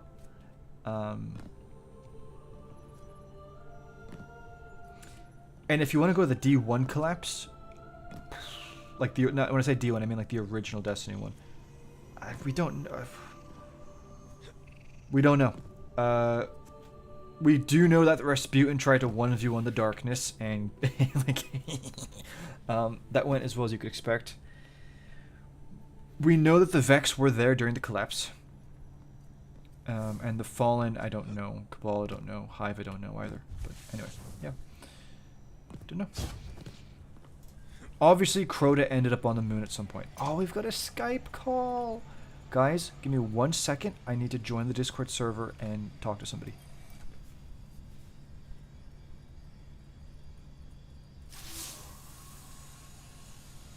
Oh, that's embarrassing. I made a mistake. It will serve as a beacon for the Queen to make contact with her personal harbinger. She'll commune with it. Ask it to guide the remainder of the clutch back to us. And I will refuse. It's the last of its kind. And it's good to see a harbinger, normally a weapon of war, used for diplomacy. Listen, what I said about Even the with eggs, Riven. that was pure diplomacy. In the past, the was pinnacle pure of the diplomacy. Spine of Caris provided the open sky the Queen needed for this communion. It will suffice again. But the Taken can test that region, as they have since Riven's curse rang out. True. They will hinder your every step. True. So cut through them, secure the spine, and the Queen will do the rest. True. So, do we get to play the game more, or do we have to...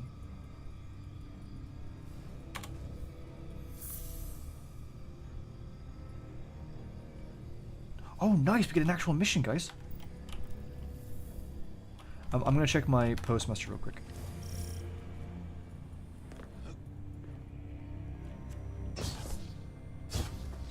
You know, I will say that it actually feels like this season has a lot more per week. Like, I feel like in other seasons we would have, like, just been kind of screwed over at this point. But try asking your maiden to help you out with the live stream. Wait, have you thought about doing a video about the D1 state? I think the closest we would get to that is maybe if I did a podcast with Marzier and I like asked him all the questions and had him like talk, because Marzier knows way more about. He knows so much about that, better than I do. You still need to get your own maiden. You will, my friend. You will, in time. In time.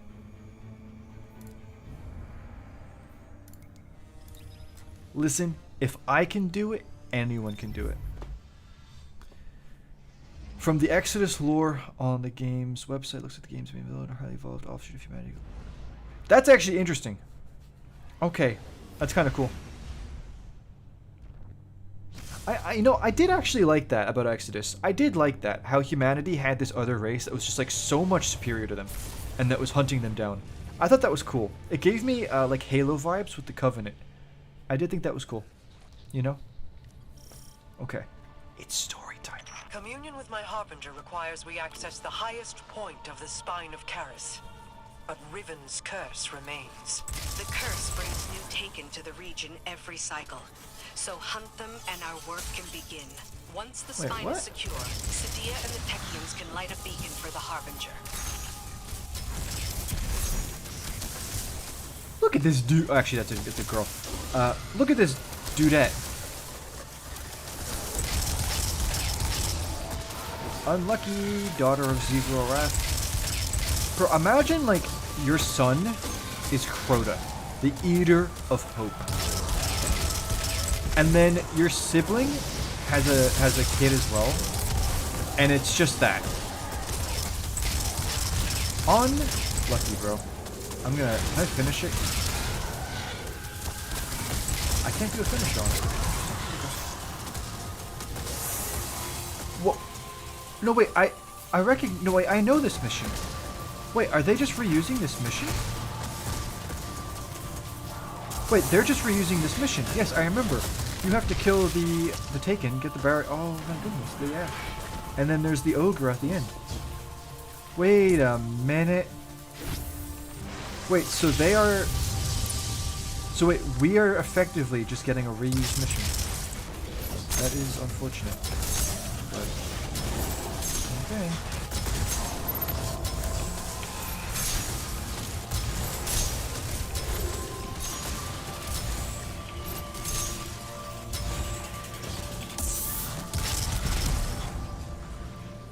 Where must I go? Oh, I have to go up here, don't I? Trying to read about it on this media line guidance much discover. Just beginning to have to go. Yeah, exactly, yeah. Yes, you're right, Clone, about the speaker covering up the original story. Or whatever, yeah.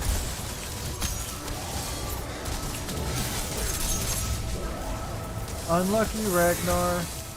Maybe next week. I do plan on animating Rasputin vs. Pyramids. That'd be cool, dude. That'd be really cool.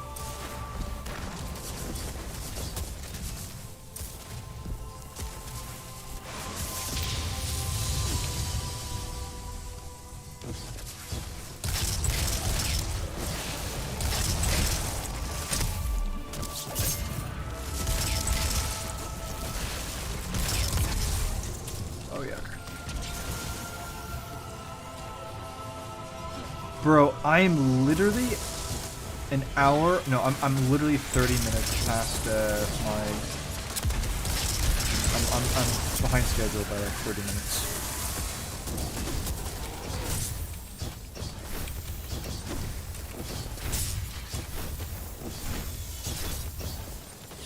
Dang it, Coil.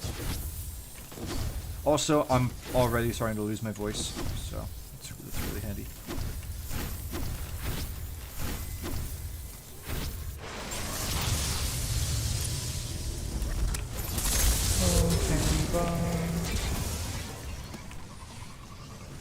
Yeah, I'm kind of disappointed. This is literally just okay. Yeah, sure. I said this on a past stream, but before I dug into lore, I thought the darkness was a wolf. Oh yes, me too. I agree with yes, Tailgate. I agree with you. I was the same back in the day, and I was fine with that. I was perfectly fine with that.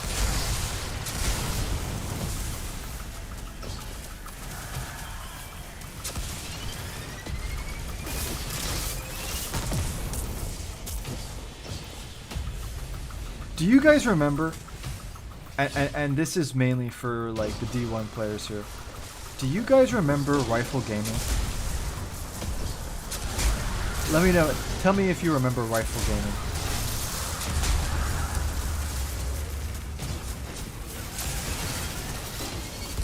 Oh, I thought I could do like the hop thing. Well, that works.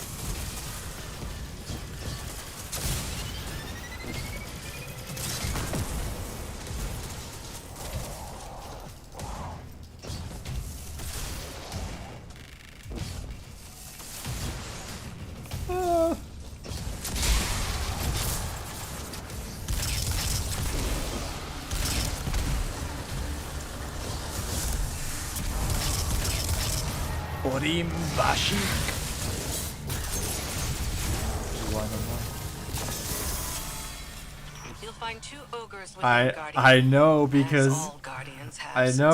I've done this before. I have done this before. Well. Reliving this nightmare is a matter of course. I am reliving this nightmare. Indeed, I am. I am very much reliving One this. crisis at a time, my wrath. Oh, shut up. Yes, my queen. All right. Okay, it's over with. Milkor, the Soul Keeper. I have a bone to pick with you. Alright. When I first met you, bait and switch was not a perk, but now it is, and so you are. When I first met you, radiant was not a status, but now it is. the curse. You are no more. Right, where's the second one? Big boy. Chunky boy. Come hither, henceforth. Oh, this is a really good song. I like this one. What's his name? Ooh, gross. The soul keeper. Oh, both soul keepers. Okay. Ooh, gross. More like ooh, gross. Got it.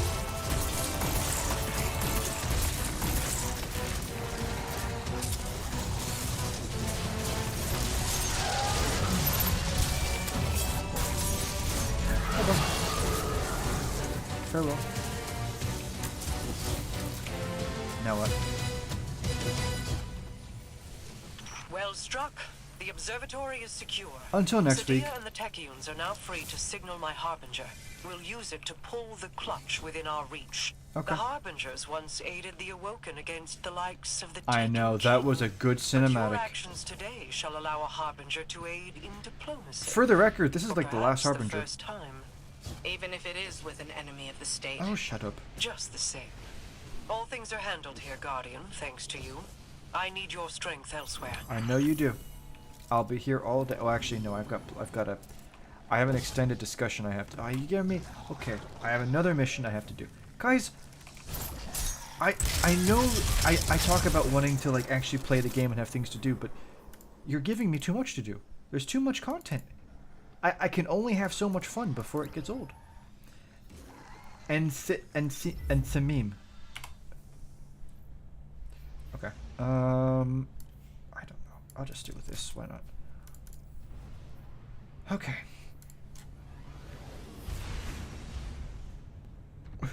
The next egg should be coming into range. Mara's seeing to the Harbinger.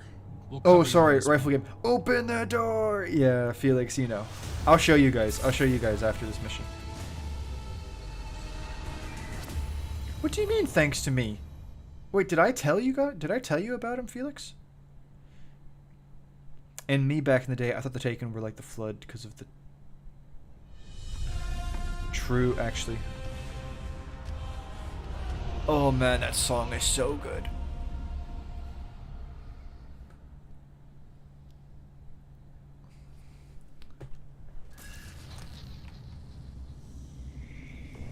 Here we go. Guardian, I'm seeing a lot of Scorn activity ahead. I doubt they understand what it is we're after, but they'll get in our way all the same. Such callousness toward your creations. I suppose they have a new master I now. don't care. Oh man, the music is so good. My emblem was basically if you pre-ordered Forsaken, they emailed you the soundtrack for free, and it came with an emblem, and that's the emblem. I still have it on. Do you remember how you brought me to the Dreaming City for the first time? I remember. You sought a gift for your sister. Bro, she made the Dreaming Something City. that could delight and surprise her. Let's stay focused.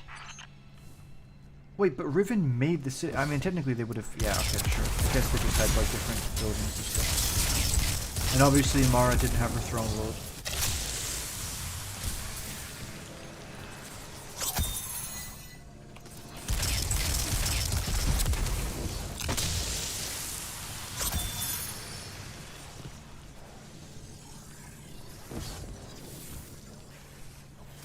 Oh, I need one more. Sorry. Over here.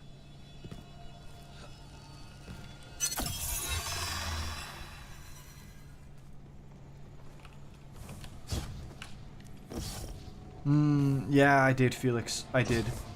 I don't know, man. Alter. I- Always a good sign.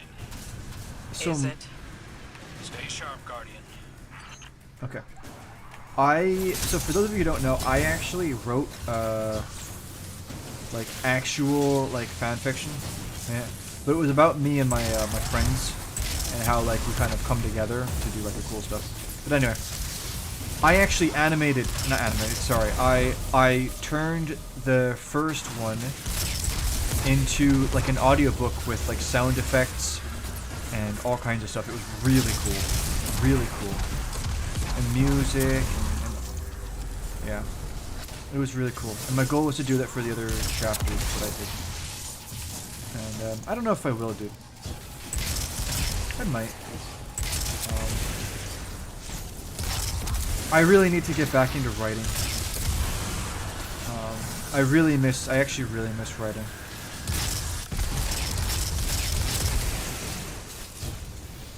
But I can't just like, I just do it, right? I need to feel that, that itch.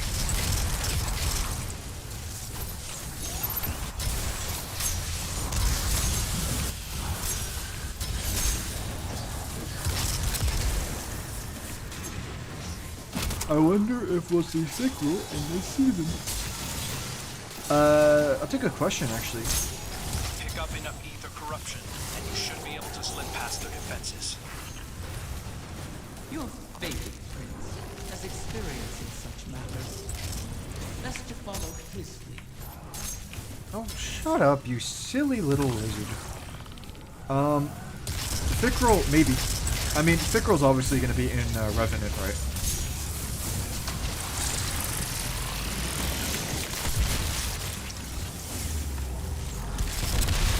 You know what, actually, Clone, you've got a valid point, because we're in the Dreaming City, Crow is here, the Scorn are here. Like, yeah, fair.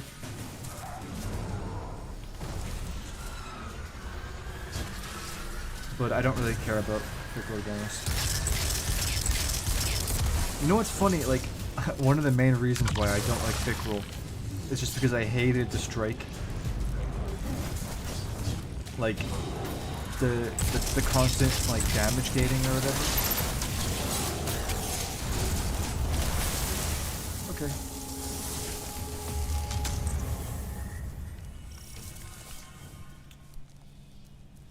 Clone, I forgot that you did writing. Wow. I still work on my project, same with my friends, playing. These Scorn can't be getting fresh orders from the witness. Yeah, I get you. What are they up to? Poisoning every corner of the Dreaming City they can reach. Perhaps they resemble their creator. Or Oh, just, I don't care, bro.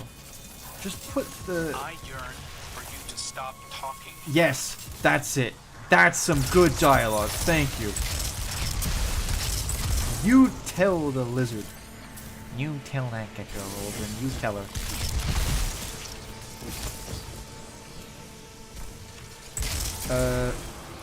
Just got back from looking at PC recommendations. Looking at PC recommendations. Ooh, so like, are you looking at upgrading Alloy? Our pacing is like snails. Yeah, I know.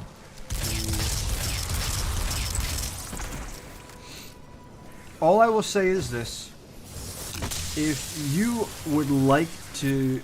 If you wondered, like, if you've ever wondered, like, what my writing would have been like, you will find out. That's all I'm gonna say. You're going to find out. And I can't tell you exactly when you're gonna find out, but you're gonna find out. You are. And I'm not gonna sit here and act like my writing is like insane or anything like that, but I'm just saying, like, if you've ever wondered, like,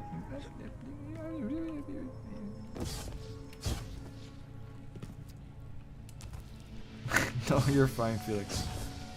I'm still looking for this plate. Whole new PC for video editing. Wow, yeah, fair. That's really exciting though, man. That's really exciting. What, if you don't mind me asking, like, what's your budget? Because I might be able to give you some recommendations. I'm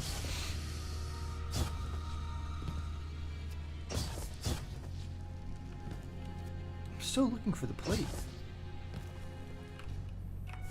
I guarantee you, somebody's here and they're like, dude, I swear, if I have to watch this guy run past that plate another time, I'm gonna lose my mind. Wait, was it in there? No. Okay. It was back here. Oh, there.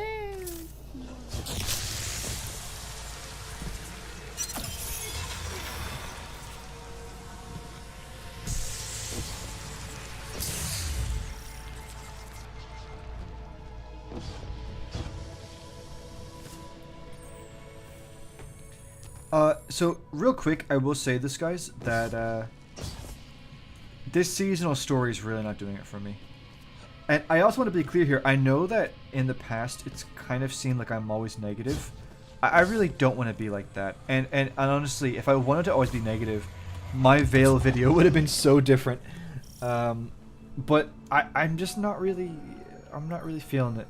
I'm not feeling this. It's not really. I don't know. Like, and here's the thing, like There. like last season wasn't perfect either, but the story at least was so interesting. The concept was so interesting, and some of the writing was so cool, and like I was sold, man. Bungie sold me. This time I'm not feeling it. Aren't impermeable. Turn their own poison against them. Ooh, actually, guys, tomorrow the new Warframe expansion comes out. I think I might stream that if you're interested.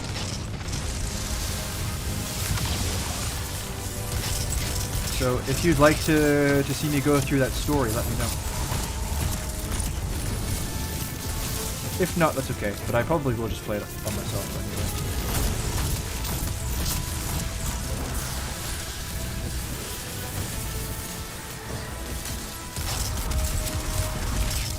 Yeah, I understand.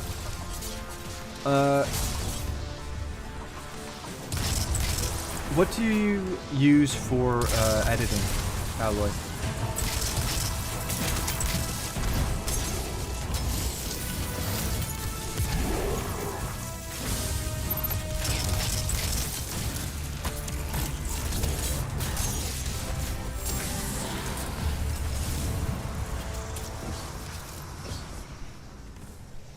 I'm still working. Oh, sorry, it will probably never happen, but it would be cool if Bungie were to release a Saiyan cut.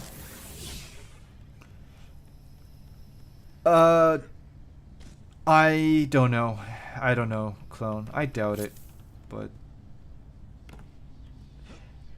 if the Satan cut is fully revealed, it's not going to be cutscenes. I don't think. I think it's just going to be like, just information.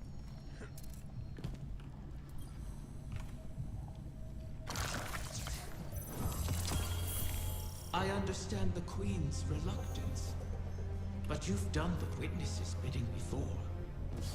Why not again? Kill my friends to What? bring on the final shape? The Witness's No bidding? thanks. A wish to end suffering. You made such a wish once, and brought about so much death. You know that wasn't what I wanted. You should have been more careful with your words. Enough! It's done! The Queen is waiting.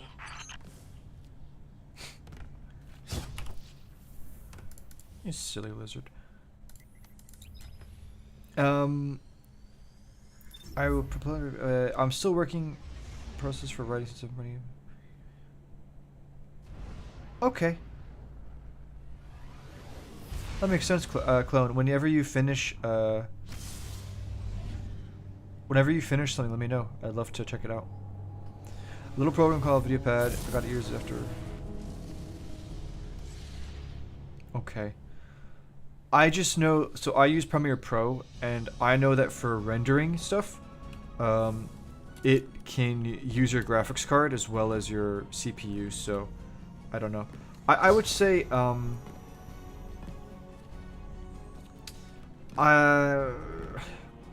yeah.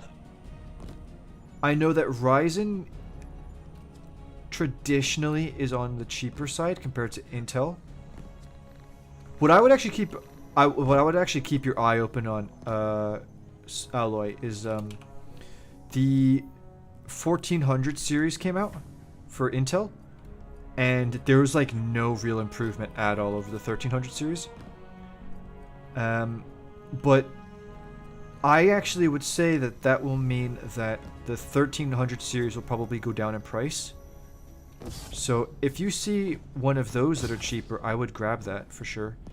You know, you could get like a higher, you could get like an i7 1300, where maybe you could only usually afford an i5 1400. You know what I'm saying? Graphics card, I would really recommend that you don't skimp out on VRAM. I don't know how much VRAM is actually usually used for video editing, but I know that, like, for example, they'll sometimes do deals where you can get like a cheaper version of a graphics card, but it has less VRAM. That can sometimes be a bit of a trap. I remember where back in the day with the GTX 1060, they had two versions. They had a 6 GB version and a 3 GB version. And the 3 GB version was cheaper, but it really, you know, obviously, you know, you'll need how much space you'll need. And then as for RAM, I would,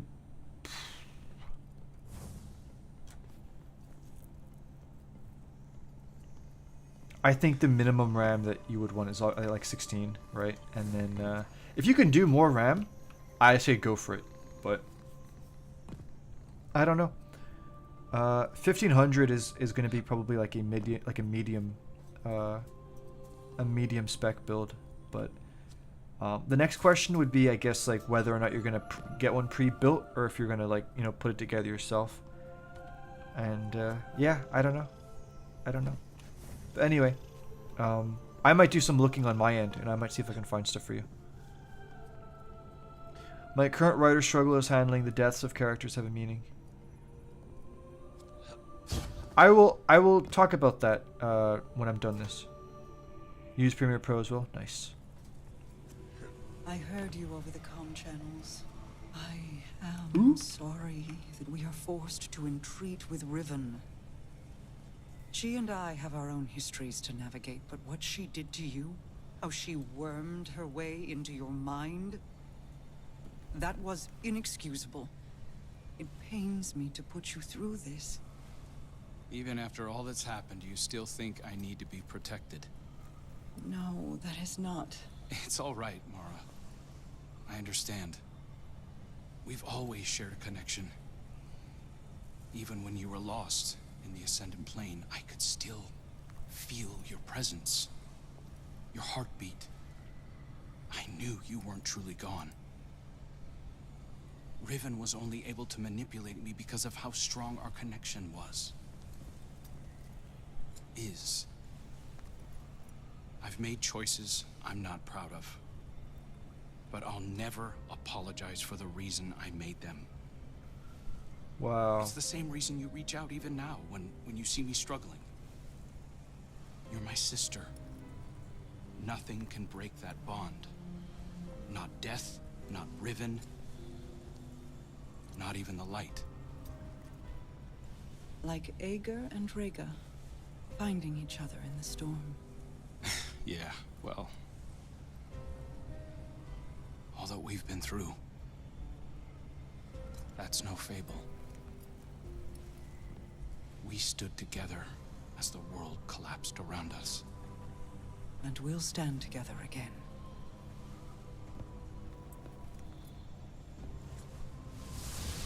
That was actually good. I liked that. That was great. That was great. I liked that. I liked that a lot. That was really cool.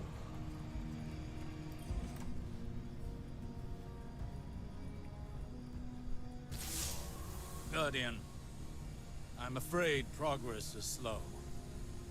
The Veil is a clever tangle in and of itself. Tangle, It I get it. reforms as the consciousnesses connected to it ebb and flow. They rush in, awash with dreams and wonder, and then drain away. I believed that once I understood the Veil, mechanically, once I understood Strand, that I would see its patterns with new clarity. That has not happened. This is not like charting a course through the currents of a sea or the depths of space. It is an architecture defined by how we intend to imagine it. Not dissimilar to the Ascended Plane, but if more like its opposite. The Ascended Plane mirrors aspects of our world, aspects of will and import, to those who traverse it. Those aspects are decided upon through our actions. The Veil, conversely, weaves not with our will, not our decisions, but with intent, unfiltered by logic. What we feel, not what we decide. Mapping such a thing would be like rebuilding a creature from the calcified remains we found aboard the pyramid ships. They are an image of a dissection, a deadened echo of existence. But to look at them as they are, to see their disparate parts, even understanding their anatomy does not give us the knowledge to make them as they were. I will continue to seek the path the witness forged into the Traveler, but I am no longer confident that it could ever be walked again. Riven may be our only option.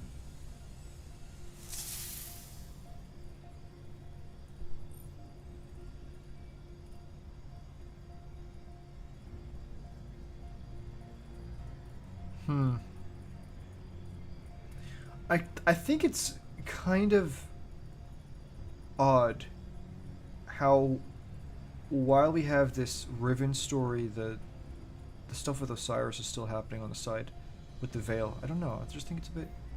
I'm trying to figure out what the purpose is, you know? It could be a way for them to add more Veil lore in, but I nearly wonder if there's going to be a plot twist. You know, where something doesn't work out with Riven and then we do need Osiris to do something. I don't know. It's a bit interesting. Oh, here we go. Okay, you slimy little gecko. Time to speak once more.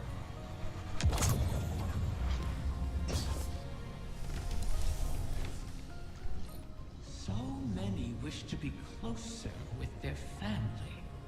The absent and the estranged cause rifts in a person's psyche. I hear them even now. Let me speak to my father again, one last time. Let my daughter see me for who I am.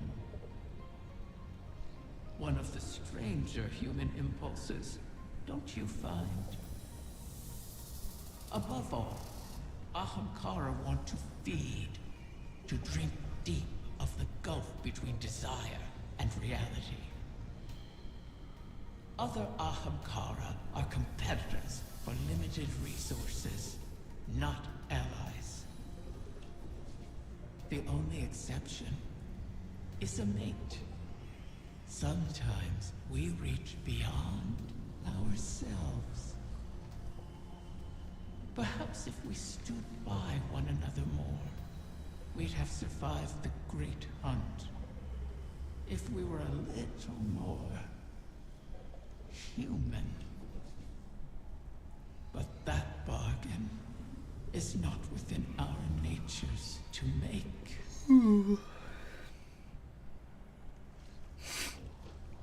Big yawn. Not at this, sorry, I just am tired. Is this a good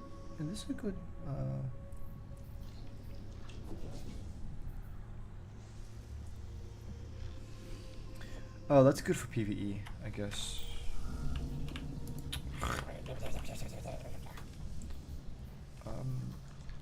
I don't know, dude. I don't want to delete my stuff.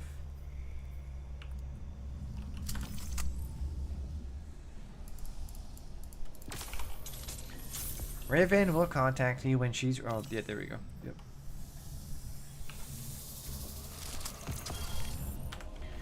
And that is that. We are... As we say in Irish, Oscuelga, Shanae. That's that.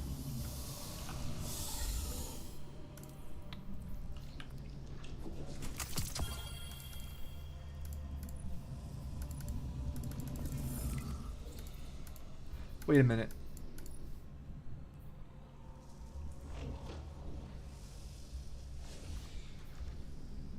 Yes, we have 4 weeks left. Okay.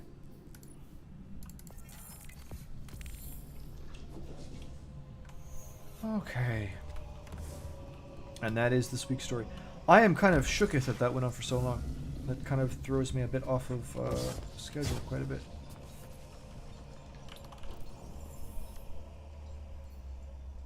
Okay. With that being said... Wait a minute. Does she have something for me? Yeah, I know, dude. I know.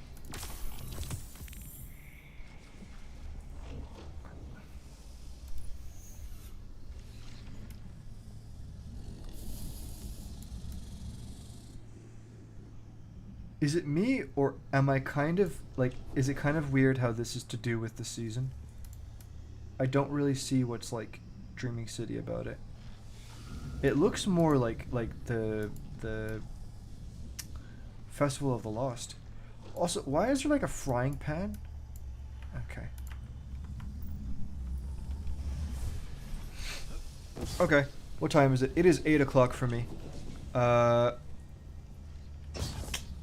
Yeah, the extended discussions usually take like 2 hours. I think what I'm gonna do is this. I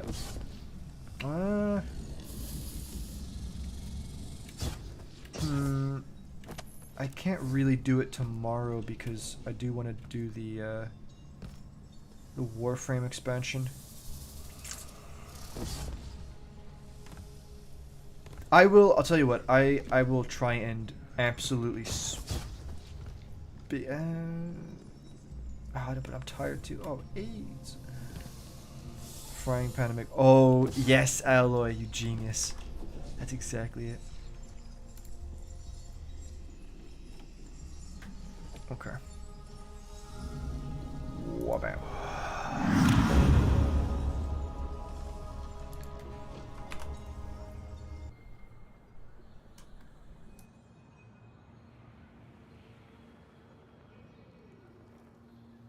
Okay. Let me think here. I did say that I was gonna talk about what you said, Felix. Regarding giving your character deaths importance, I think that the best character deaths are the ones that aren't like blatantly foreshadowed or like set up. You know, like, you know, when you watch a movie and then there's that guy, or like whatever, and that guy's like, oh, I can't wait to go home and see my family. Oh, today's my last day, and then I get to go home. And oh, he's dead. Oh no, bro, just bury him already, or whatever, right? That's what you don't want. You don't want it to be predictable. The best way that you can make a character death good is when it either it suits their character. So I'll give you an example. Boromir in Lord of the Rings, spoiler alert, had a, listen, it's coming up on like 20 years, okay? Boromir had a really good death because it served, the way he died served as a redemption for how he had acted in the past, and it also suited him because he was a heroic and honorable character. It suited the character. So a very good death is one that suits the character and that is relevant to their story. Another way that you can make a character death really impactful is not necessarily for that character, but how it affects the characters around them. You know, let's say you have two brothers. You have an older brother and a younger brother. You know, the goal is the older brother said, you know, I told mom that I was going to watch out for you and I was going to take care of you. Even if the younger brother dies, bro, even if Billy gets hit by a bus, okay? The impact of that is, you know, the older brother, and then the story of how he has to live with the guilt, and maybe how he has to go home and tell his family. You know, those are two ways of how you can make a character death really important, right? Listen, if I really don't think you should ever write a character death just because you think the character needs to die. Sometimes you will have to do that, but I think if you can avoid doing that, that's the best decision. And I honestly think that if you are staying true to your character's personalities and situations that they will themselves put themselves in, and whatnot, and it's not just you making stuff up, but you have the setting, you have the premise of the story, and you have the characters, and the characters are moving themselves because of their personalities and what they would do naturally. You will find that the deaths will come to you, where it's like, yeah, no, actually, it just makes sense that in this situation, this character's not going to come out alive, you know? Or it's like, well, yeah, actually, if this character died, this other character would be absolutely gutted right now, or this would really cause a shift, you know? So that's my advice for you on that front. So I think they're going to have Riven pull something, wouldn't be... Yeah, I agree. Yeah, of course, Felix. No worries at all, man. Okay. So my plan... I honestly thought that at most this mission was going to take me an hour, but it was a bit more than that, unfortunately. By the way, if Blair is still there, are you still there, Blair? I don't know. Blair's gone awfully quiet. I don't know. I hope Blair's okay. I don't know. I didn't know Blair was joking. I kind of feel bad about that now. But it is what it is, I suppose. Okay. Also, to be fair, and like I'm not trying to be, just Blair is the if there was somebody who wouldn't be joking, it probably would have been Blair. So like I didn't know, right? But anyway. So also give characters funerals or make sure. That's a really good point. That's a really good point. Yeah. I mean, again, that actually, Story Seeker, that ties into my second point about how that affects other characters. You know? Listen, the character's dead, they're not going to care if they get a funeral or not. You know who will care? The characters who care about that character. You know? If you have a character die and then their friends and family give them a really thoughtful funeral, that shows a lot, you know. And then if there's not a funeral given and then, you know, the people are upset about that, then yeah. But anyway, so I'm gonna try and just do this off the cuff. And I mean, they always are, but like really off the cuff, because I am very tired, and I've been talking a lot, and so my voice is kind of, you know, whatever. But I think this is the time I got to do it, so I'm going to do it. If you didn't watch this video, which was the Secret Story of the Trial of His Ancient Enemy, I really recommend that you watch that. I go over like 90% of what's relevant in that video, but ultimately, right, and I make it really clear at the beginning, this isn't a story that is relevant to, you know, the current narrative. It's been pretty much dumped and it's no longer canon. But I truly believe that it was at one point the intended main story. Main story in the sense of the main focal point of the collapse, and then also the main narrative of the pyramid ships. Nice. So how do I say this? I noticed this maybe last year, early this year, late last year, and that was that in the first cutscene for Destiny 2, you had the mention of the Traveler destroying its ancient enemy. And I go over this in my video, but like old lore, current lore, you know, when I say old and current, I mean pre and post Lightfall. It doesn't really matter. The narrative is that the Traveler should have lost the collapse. There's no instance where the Traveler destroys somebody during the collapse. And I'm very thorough. I'm actually kind of overly thorough, and I go through it, and basically it is all but guaranteed that this ancient enemy was pyramid ship related. And when I began to really dig into it, and I connected that to my theory about the pyramid race and the ancient human link, and then everything regarding Nezarec, it kind of became clear. And then also Anon the Nine.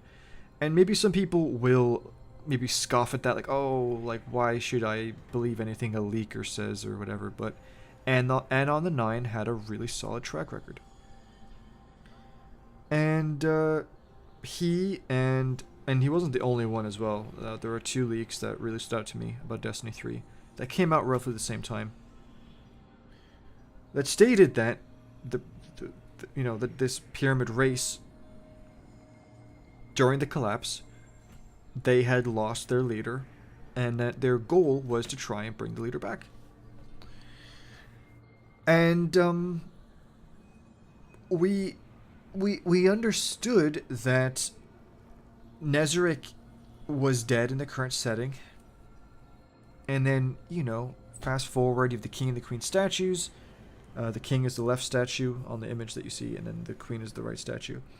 And the fact that on the stand of the king is Nezarec's symbol, and that stand and the symbol made it into the game. And long story short,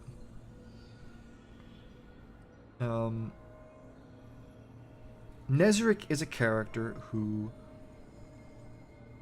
Hey Cosmic, how you doing, man? I'm literally just getting into the thing now, so you didn't really miss too much. I mean, you missed a lot of, like, funny stuff, but that's about it. So, with everything regarding Nezarec that I had found, there were 2 things about Nezarec. The first was that he had a very strong link to the pyramid race and the pyramid ships. So Nezarec ended up being a disciple. Cool. But you know what really separates Nezarec from Rolk, for example? Rolk had his stuff about Lubrate in the ship. Bro, that stuff was blue-tacked to the wall. Nezarec has multiple things related to him, including statues. Rolk kind of has statues too, but it's whatever. But these things are made out of the literal pyramid ship architecture. Not only that, but he also has his own church. And so... And then you have the Whispers as well, and this isn't just from me deciphering Whispers, but Lightfall lore really strongly linking Nezarec to Whispers. And not just Whispers, but Whispers from the pyramid ships. So Nezarec has a very strong link to the pyramid ships. At the same time, Nezarec has a very strong link with humanity. His helmet has him established as being worshipped by humanity long ago. We know that there were warlords, even in the Dark Ages, who knew about him. And there were cults, still, that worship him. So Nezarec also has a link to humanity. Okay. So, he's at the link to 2 of these things. This became very relevant to... Rolk was the first, but Nezarec was... Yeah, true. So, this tied into my theory way back when, what I call the Eldritch Theory. When I say... So the Eldritch Theory is basically just a reference to the Eldritch race. And if you're wondering why I called it the Eldritch race is a part of Osiris's prophecies during Curse of Osiris. And I referred to Nezarec as the missing link, because he basically, like, okay, he's connected to the pyramids, and then at the same time he's connected to humanity. And at the same time, the fact that he has seemingly the light and he can self-revive means he has a light, or whatever, golden age, ba-bing, ba-boom. There was light on Earth back then. And not only that, but there's also, I think, Tyra Karn, who talks about how ancient Earth, specifically using the phrase ancient Earth, like seers or whatever, used the void to like speak to the dead. Yo. Nezarec has that link then. And with that in mind, I began to form this picture where, okay, we knew that the Traveler originally destroyed an ancient enemy. And then even in Shadowkeep, when you first see that pyramid on the moon, you go to Eris Morn and you're like, hey, what is this pyramid? The first thing that she says to you is, you've heard the stories about the Traveler's sacrifice. And what's interesting is that the Traveler's sacrifice, again, in the original cutscene for D2, is specifically linked to this ancient enemy dying. Well, two things. The ancient enemy dying, or being defeated, and the creation of the ghosts. And when you ask her, ironically, about Nezarec's pyramid, her answer is the sacrifice. And she even implies that maybe the Traveler struck the pyramid down. And also, I just want to say, I think it's also ironic that the moon pyramid is what has all the nightmares. And then Nezarec was giving everybody on Neomuna nightmares. So again, there's a link.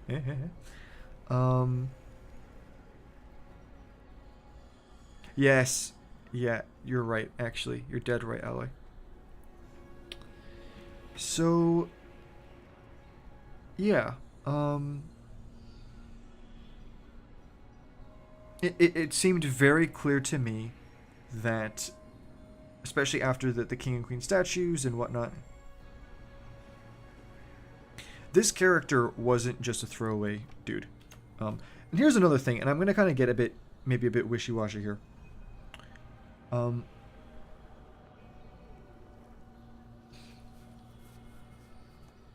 So earlier on in the stream, Blair said that Nezarec was never intended for anything more than just a vague character for people to speculate about. And there are many reasons why I disagree with that, and I also did my best to give my opinion on why they're, what they, their backing up of that statement, why I disagreed with that. But one of the reasons actually is the fact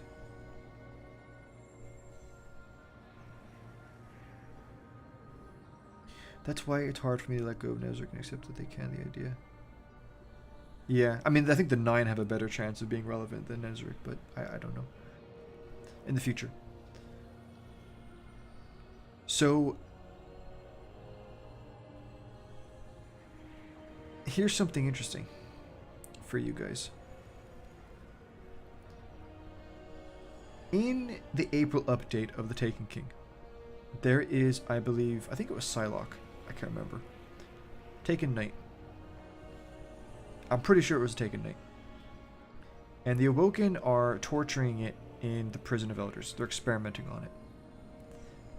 And it's like, oh, pain, glorious pain. And he's like, Oryx, is it time, or whatever. And then he says, blessed is the Nashtoreth. Okay. So you've got pain, glorious pain, and this Nashtoreth. Well, what if I told you that around the time that lore came out, Destiny 2 got rebooted and delayed.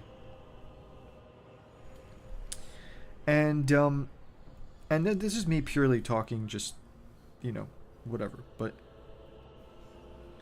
I think it's very interesting that this original story with the pyramid ships, Nezarec, all of that, I think it's very interesting how they made all of that, and then they just weren't, like, I really don't think that, like, let me put it like this, in my opinion, if Destiny 3 came out, the final mission of Shadowkeep, where you go into the pyramid and there's a big revelation, that was probably going to be like one of the first missions of D3. Exactly. Hexus the Betrayed! I don't think that this story with the pyramids and Nezarec were ever going to be a part of D2. So I think it's actually incredible how they made that entire storyline and just were not going to do anything with it for a full game. and yet they spent that much time working on it. And I have no evidence for this. I'm just wondering, why do they scrap the stories? Okay, I will get to that. But one of my theories is, sometimes I wonder if perhaps the pyramids actually originally were going to have a much bigger part in Destiny 2 before they rebooted it in 2015. Because Destiny 2 was supposed to come out in 2016. Destiny games were supposed to have a 2-year cycle. So Destiny 1, Taken King, Destiny 2. Forsaken, Destiny 3. Bingus, Destiny 4. And then they delayed it. And that's actually the only reason why we got Rise of Iron. So sometimes I wonder, maybe they made this whole story for Destiny 2 and then they rebooted it. They felt like it was going to be too much for people or whatever. So, you know, they made something a bit more basic and yeah. And then they would gradually build up to that story. But anyway, that's one point. The second point is that Nezarec was introduced before the Witness. And basically, his helmet and his lore is not just a meme, and it's not just for the giggles, right? And I talk about this and I go into great detail. His lore is designed to be vague.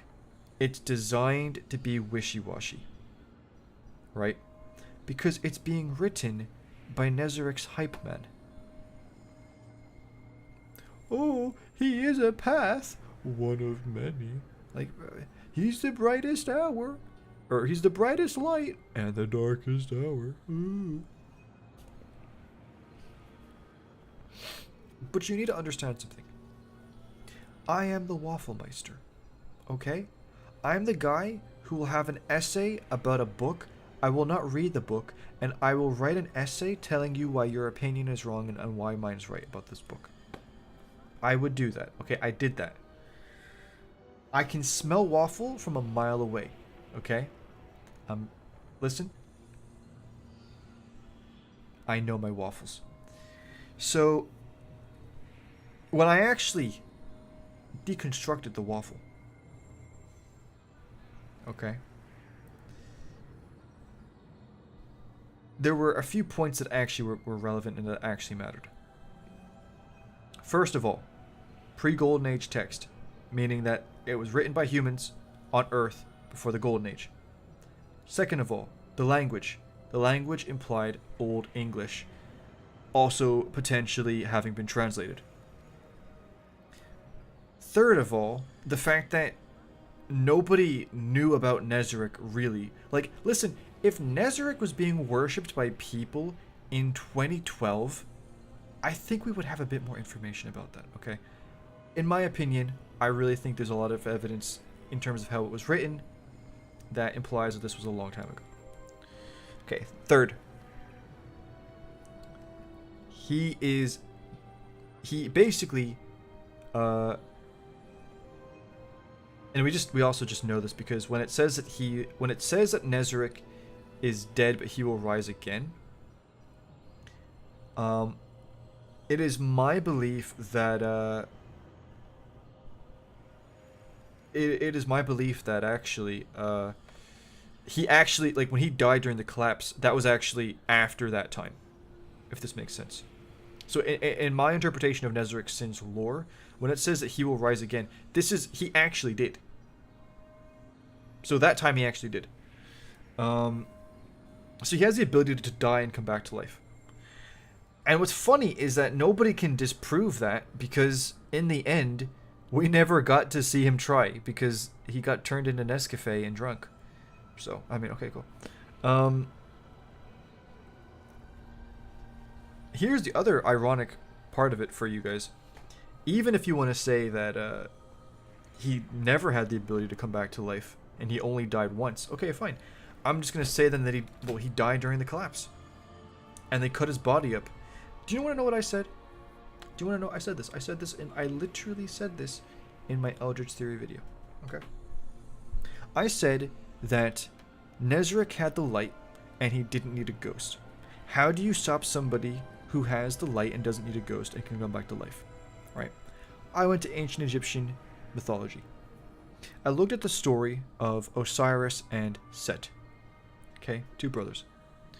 Set didn't like his brother and killed Osiris. The Egyptian gods have the ability to die and come back to life. So do you know what Set did? Set cut Osiris's body up and scattered it everywhere. Problem solved. And yeah, that was my theory. I was like, okay, cool. If Nezarec has multiple tombs, then yeah, either he's died multiple times, they buried him, and he came back, or he died once, they cut his body up to stop him from coming back. It can literally go either way. It can literally go either way. Okay, Nezarec's sin. Next point. He is the brightest light and the darkest hour. And there's actually other points that back this one point up, but what this tells me is that Nezarec is not purely good or evil. He has his own thing, right? He's doing his own thing. He's an independent player. It also tells me that he's got a massive ego. The next point. He will not cower when dusk does fall, but will stand vigilant basically when new light, whatever, on the eternity, whatever. What that actually tells us is that so first of all, tells us 2 things. First of all, Nezarec plans on living forever. I mean, bro, the dude can die and come back to life. I mean, second of all, he is actually, and because it says he will stand vigilant when new light does whatever, that light has a capital L. Nezarec wants to live forever in a universe where the light exists. He's okay with that. Okay. Next point. All that he offers is not as dark as it may seem.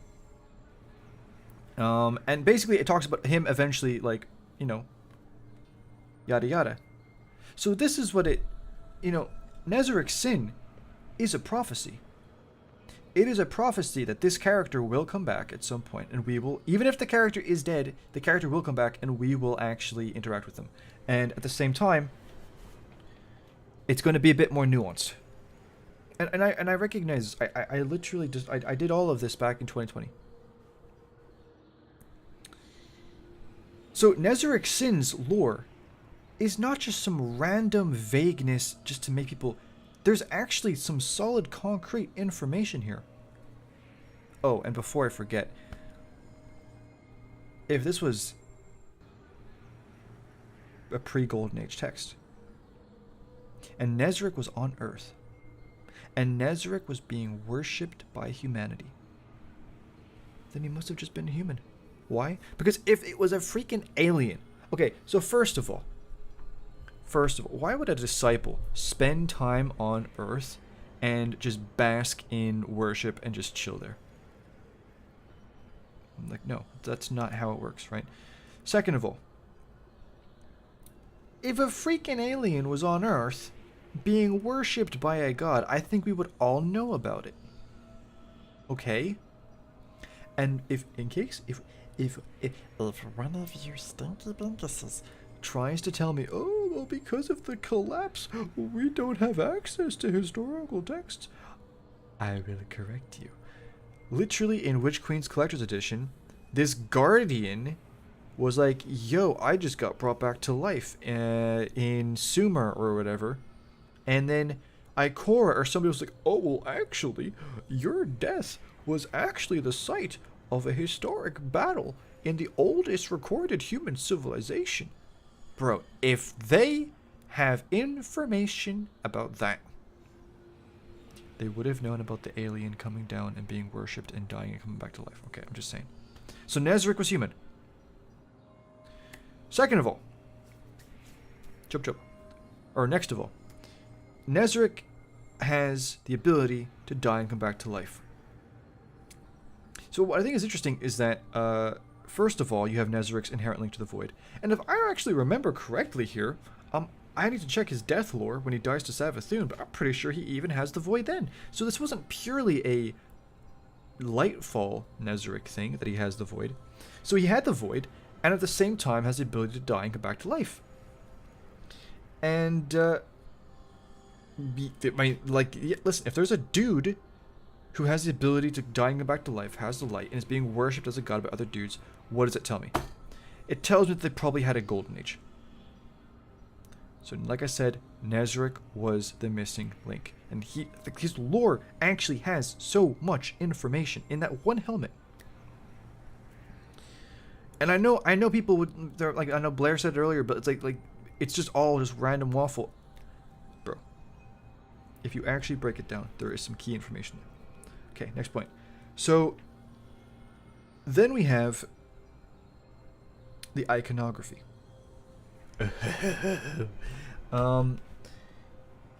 Okay. Oh, also, so a point that I refuted earlier was actually that if Nezaric was relevant, they would have actually built the character up instead of just dumping him in Lightfall. Yes, they did build him up. He was in Forsaken. Yeah, in Forsaken, which was supposed to be the expansion before D3, Drifter specifically talks about visiting Nezaric's 4th tomb. So that's one. Shadowkeep. Yeah. Technically, Nezaric was in Shadowkeep because of the King and Queen statues. GG. Those were in the textures. Beyond Light. The stand with Nezaric's symbol was put into the game. That's 3. GG. What was after that? Witch Queen. Oh, Witch Queen. Okay, so apart from the song that basically has them singing his name, I actually have some stuff for you, Binguses. Oh, cheeky Binguses. I think it was in the other folder.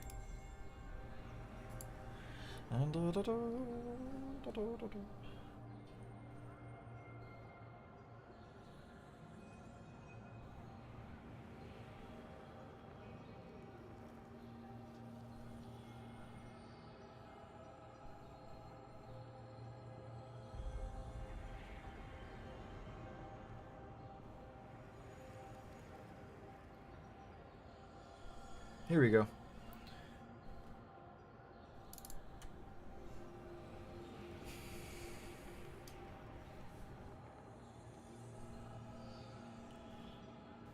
Oh, damn. What does that look like? Huh? You have a coffin? You have a swirly whirly that kind of looks like the Void, and then... Oh, look at that. Yeah, okay. What else we got?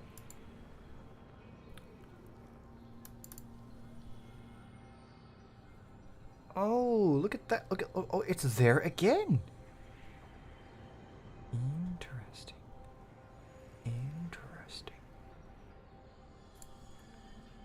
And then, I mean, if you kind of want to stretch it, I mean, you got... This is on the raid armor set.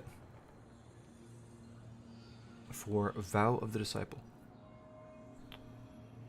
So, I'm just saying. Yes.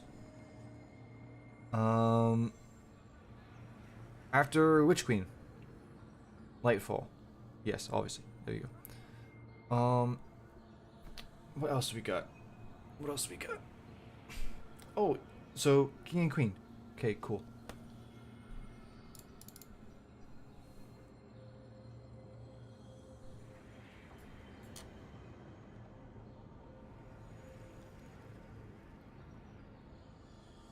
This is in game. Okay. This version specifically with the whatevers. And for the record, so it's kind of hard to tell, but this is also Nezaric's symbol here. So it's let me put it like this. If I let me do this, let me show you.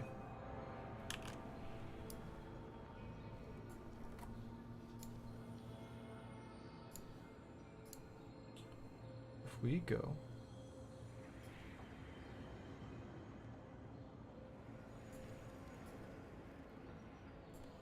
And then just imagine that this is like that, or whatever. This is very similar to the Root of Nightmare symbol for Nezarec. But anyway, it's neither here nor there. Okay, what's next? Well, we have... Okay. I need to be careful with what I can say here.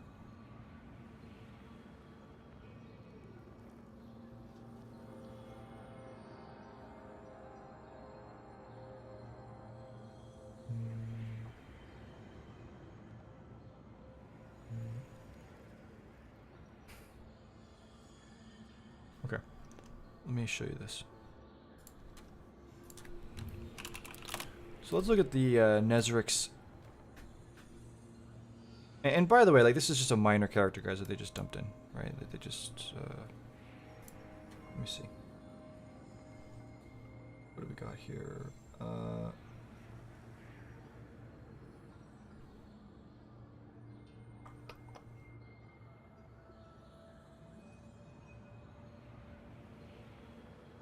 We got this. What does that look like, Jimmy? What does that look like? And then at the same time, like I said to Blair, the fusion.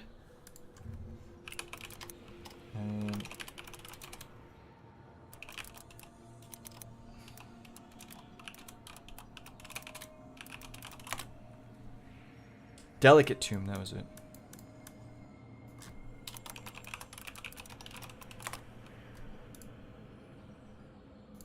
Can I do a cheeky 3D model movage? View in 3D. Yeah. Let's go, boys. Let's do it. Okay. Thank you. I appreciate that quite a bit.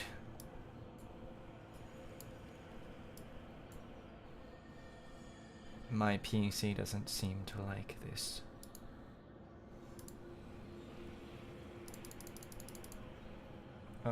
Guys? My PC is actually, like, dying. Okay, do you know what? Compromise, compromise. I'm sorry, PC, I'm sorry. I'm sorry, calm down. I require a rotation.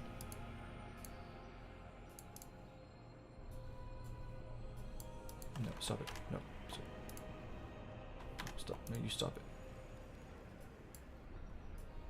No, I want to break free. I want you to rotate. Image crop. Okay, fine. I'll do it myself. 1 second.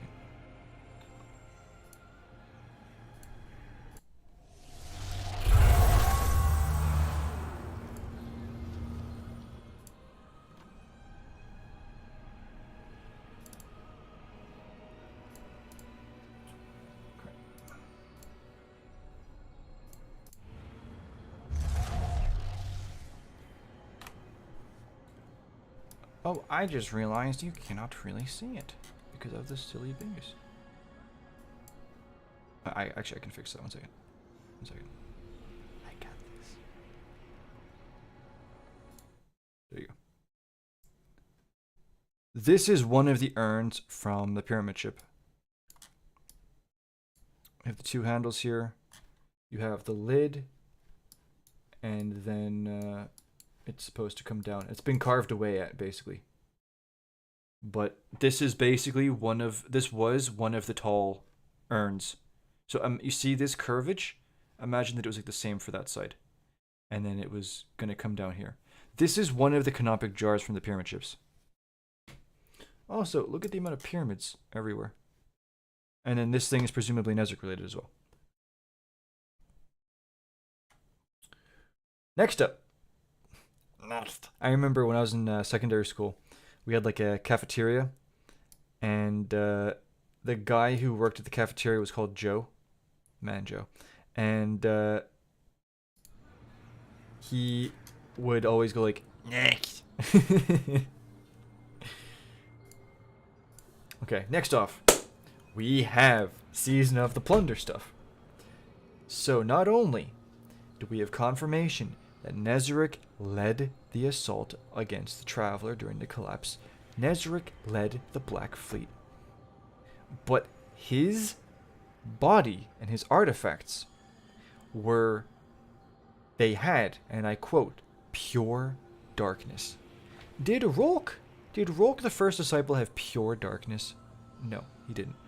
Pure darkness. Not only that, but it was said that if you opened one of the relics, the darkness was so strong you would be just disintegrated. Yeah. What's next? Also, the fact that, and I actually have it here. I'll play it for you. 1 second.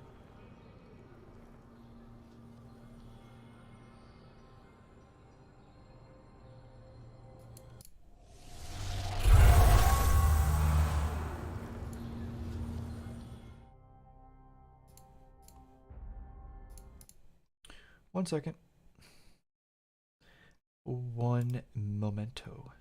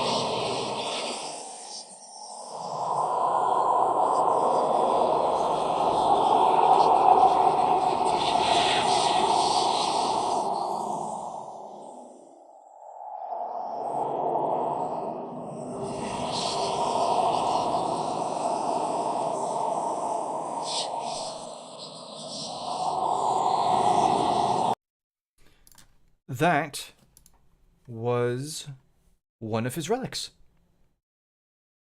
Yeah, again. So he gets in Haunted, he gets a glaive called Nezric's Whisper.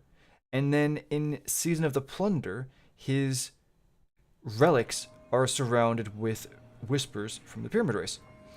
And, you know, I'm not going to go into anything more than that, but long story short, again, we are continuing the connection here. The story is being continued. And then we have, you know, more stuff. I mean, I thought the stuff with the warlords knowing about him was kind of goofy, but whatever. Okay, cool.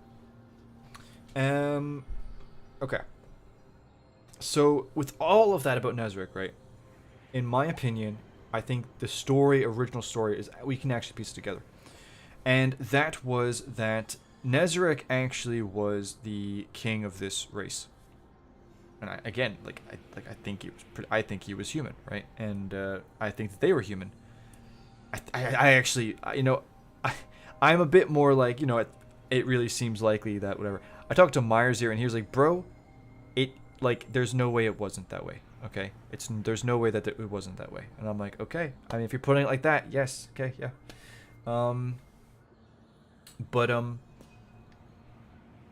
Yeah, I think that Nezric was the king of this race. I think he was their leader.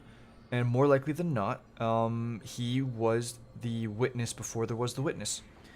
And I think that for whatever reason that they turned on the gardener, I think that he had a part in that. And you know what's interesting is that and this is, I'm being truthfully honest with you, everything that I know, because there are certain things that I just don't talk about, but like everything that I know, I actually don't know why they were going after the Traveler to begin with. I don't know if they just wanted its power. I don't know if they were using it as a slave. I actually don't know. Truthfully, I do not know what the original desire was before he died. I couldn't tell you. But the collapse happened, and the sacrifice happened. And I believe Nezarec was destroyed. Okay. So, that's not all, though. Like I said in my video, I think that that is actually how the race lost their bodies. And what's interesting is that I actually think that, again, it was because of their connection to the darkness or the light. That's why they weren't fully killed. I think that if they didn't have the light or the darkness, I think they just would have died. But I think the race died, and they still were able to hang on to existence through their souls.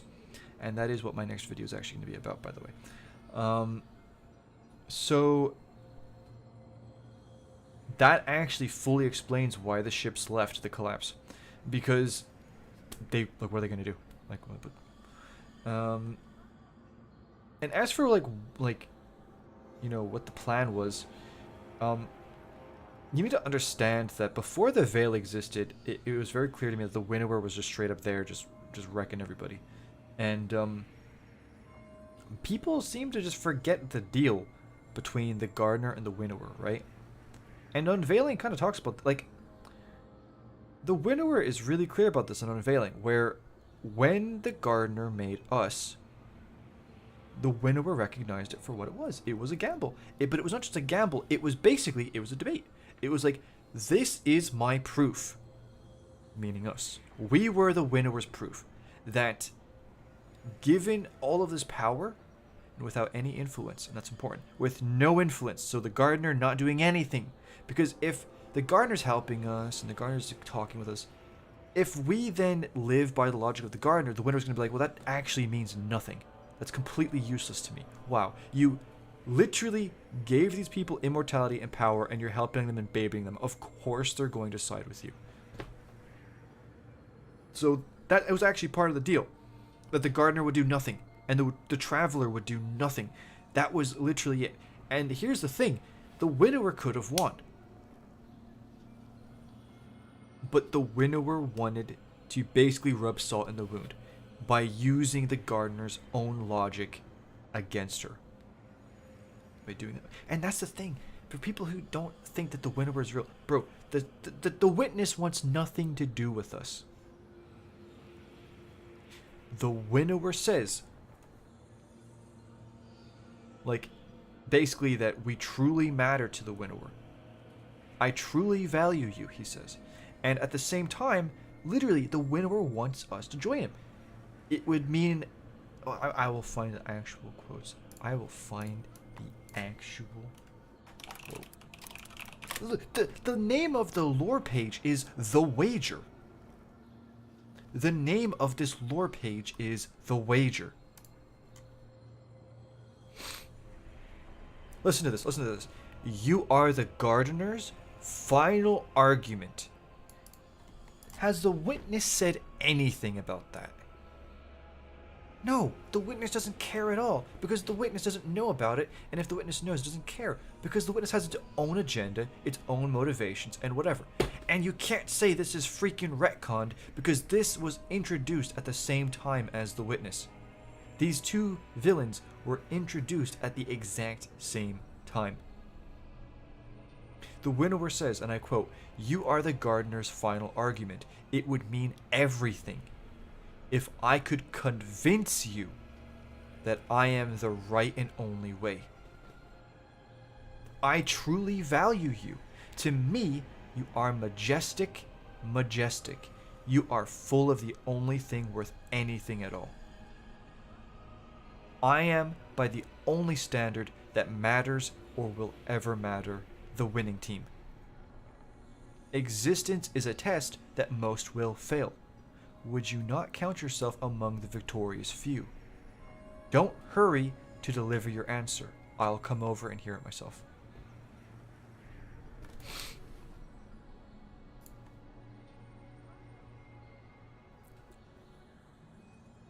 It was the gardener that chose you from the dead. I wouldn't have done that. It's just not in me. And people are confused about why Nezric and the Witness don't have... Like, bro, if the Witness truly follows the darkness, any type of necromancy should be destroyed on sight.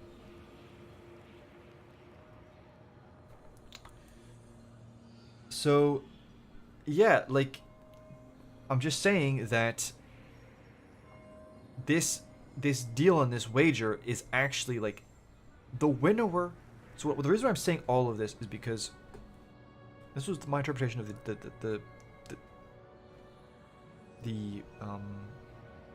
like the timeline.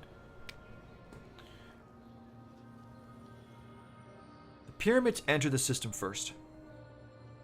They attack the Traveler on Io.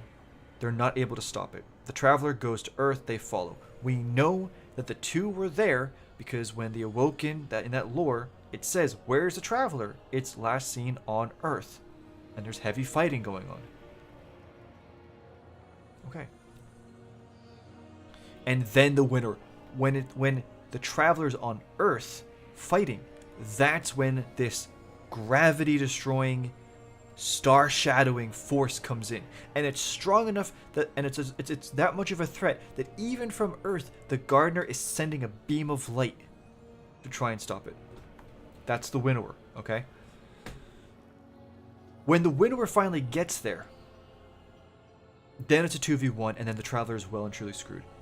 And that is when that's when we are made. That is why we were made. Because we are the wager. And at that point, when the winnower recognizes that, like I just read out, the winnower is on board with it. So the winnower presumably left. Because it has no business being there anymore, right? Our golden age is done. The Traveler is, you know, they've settled things. So now the pyramids are just like, okay, now what? They're screwed, so they have to leave. And that is why they went back when the Traveler woke up. Because when the Traveler woke up, it helped us when it destroyed Gaul. Yes, you can say, well, you know, Gaul took its light and so it's different. Yes, that's true. But it still helped us. That means it's showtime.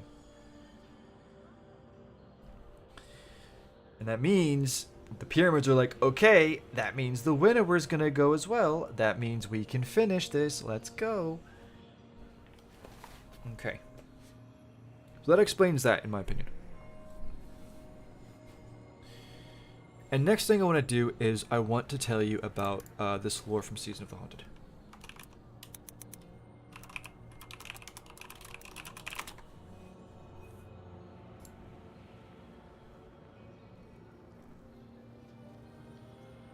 So Eris is in the moon. She blows on her Ahamkara bone.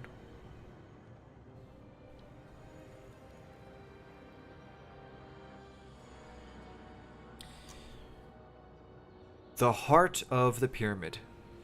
A veiled statue towers over Eris, vaguely feminine in form, though she is not convinced of its apophenian silhouette. That's just Bungie being Bungie. She raised her soul fire-shrouded Ahamkara bone again.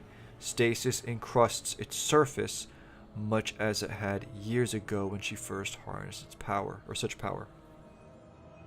Eris turns to inspect the vast interior of the pyramid. It is quiet. It is dead, not unlike the one in Savathun's throne world. Her eyes narrow. She clutches the Ahamkara bone in her hand again, and she is elsewhere. A chamber.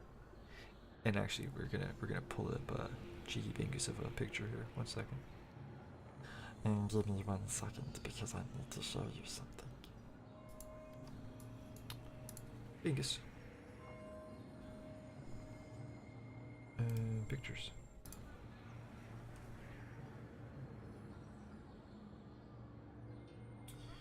Oh, that's right. I forgot.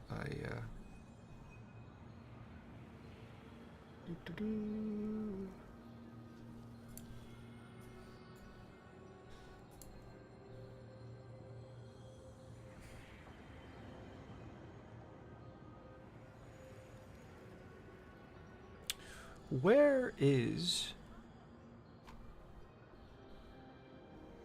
this cheeky rascal? Okay, I will check my server here. I put it in the thingamajiggy.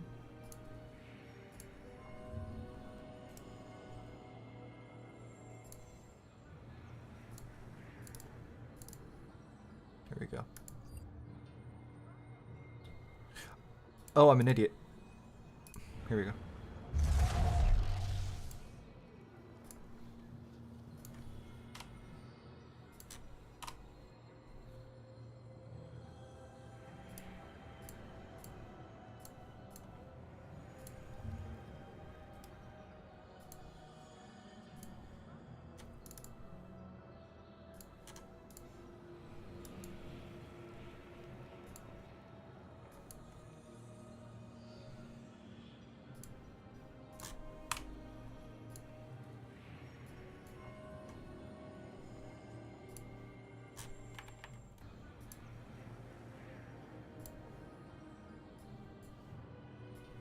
Here we go.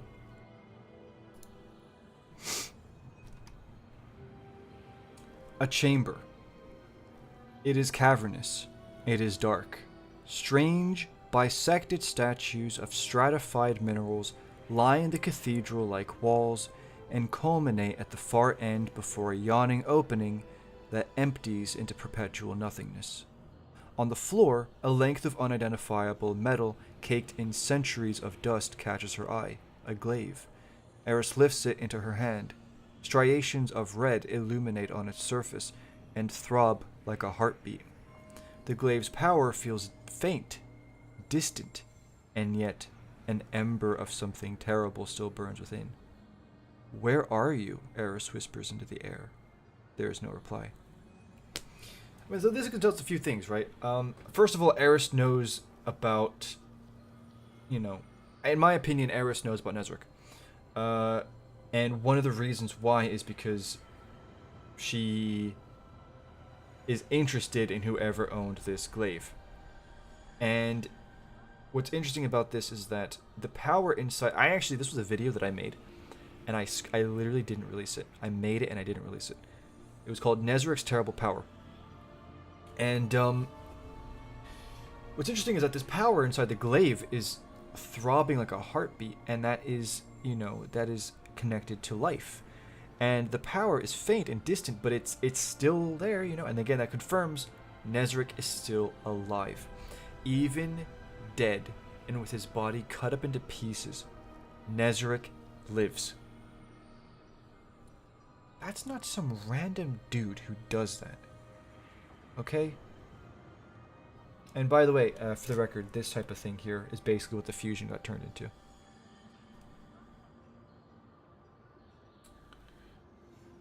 So, that was very interesting, but we have an issue. The description. Rise, disciple, and bear this gift with pride. And here's the issue with that, is that goes against the Nezric's helmet. Completely broke it. And so I argued, I said, no, this does not make sense. So, I'm going to take a step break here. Alright. Let me summarize. From everything that I've seen, what am I thinking? Nezric was the king of this race. They were given a golden age on ancient Earth, presumably by the Traveler, and for whatever reason they turned on her and chased her ever since. During the collapse, she effectively nuked them, and nuked the race, and Nezric dead. And they left. When the Traveler woke up, the ships woke up and went back. And so, if the witness, tying the witness into it, I did wonder if you had a bit of an opposition happening here. A bit of a vie for power over the faction. Because it seems to me that the Witness was more of a religious zealot, definitely more into the darkness and the logic or whatever than Nezric would have been.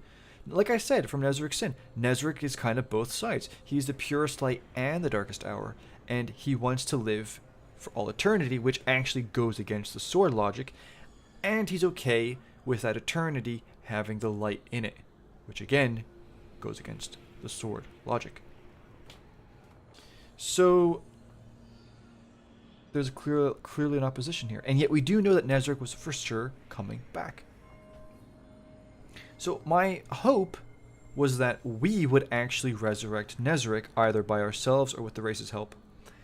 And I'm actually going to go a bit more into detail into that probably in a member-only video. But basically, we would bring him back, and we would effectively use him as the lesser of two evils to just unleash him on the Witness. And the thing is, he's not our friend. He is our enemy. I don't care if he's a cool dude. He did the collapse. We gotta kill him. But the Witness is the bigger threat. We know that. He knows that. This is Thor Ragnarok with Surtur and Hela. Just do it.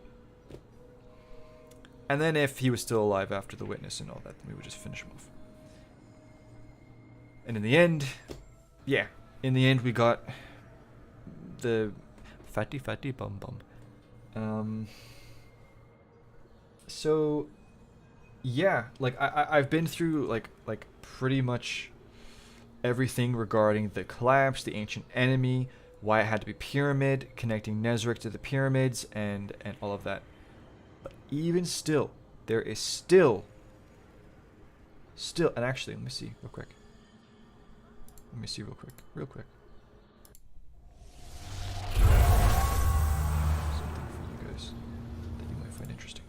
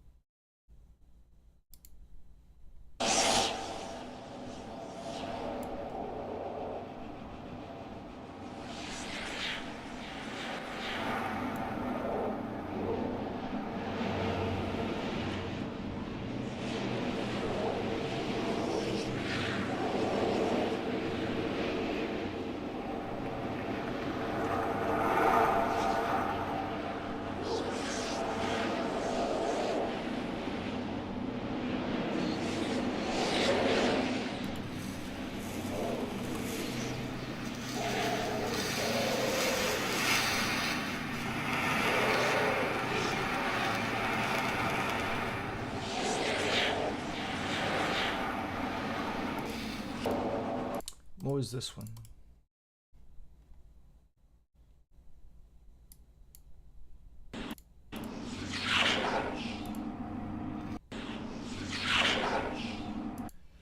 So that was from Nezric's statue in Root of Nightmares. Yeah, that's the only place that plays. And for the record, we know that, these whispers are not Nezric whispering, because at this point, Nezric's alive. He's talking to us. So the connection with the race is kind of it's there again. At the same time, in Lightfall lore, there's a fallen dude. He's going into the Moon Pyramid, and he's gonna cut up. He's gonna take a. I don't know. Maybe he's gonna take Nezric's pinky. When he does it, the whispers in the pyramid start to hiss at him. The pyramid ship whispers hiss at him. So again, the connection between Nezric and the race, even post-Lightfall, is still there. And then again with Earth and humanity, the cultists, it's still there. So it's very odd. But let me just give you my opinion, right? So before I tell you why I think all this happened, why are they doing this where they're keeping it? Well, I think because, right, the story of this character was actually really in depth. The story of this character, like, I don't know if they ever had voice lines or dialogue or cutscenes. I'm not saying that, but like the timeline and the character was really built up and fleshed out. And the pyramid race stuff, let me just tell you this. No, I'll just say it. You can believe me or not. It's fine. The pyramid race stuff, like 80% of it that I have ever looked into has been about Nezarec. I'll just say that. So, I think there was so much going on that, yes, okay, fine, they had to retcon him. I think he was like the sacrifice. And I explained this earlier on in the stream. Lightfall was basically made on the spot. It was rushed. They had to make a raid. Excuse me. And I would have been okay with it being just a random Cabal enemy, right? But, like, they need the final boss of the raid to have some kind of a head turn capability. Something to make people actually care. Nezarec, even though he's a fatty bum bum, his name is what had people interested. And so, yeah, he was the sacrificial lamb, basically. And in the end, that's what they did to him, yeah. But, like, I guarantee you, people in the narrative team and people were like, bro, we can't just do this to him. We can't just, like, do him that dirty. And there's probably and you know what? I guarantee you, even if they never do anything with Nezarec again, it was probably just like a bit of a wink and a hint, nod from the people who had worked on that original story. And they're like, yeah, we need to have something, you know, just something. Now, the ultimate question, right? I told you about this original story and what it means. So, for the record, what is the point of this story with Nezarec? Not what was it going to be for, but like, what was the point? Simple. Excuse me. I think I'm talking so fast that I'm like swallowing air.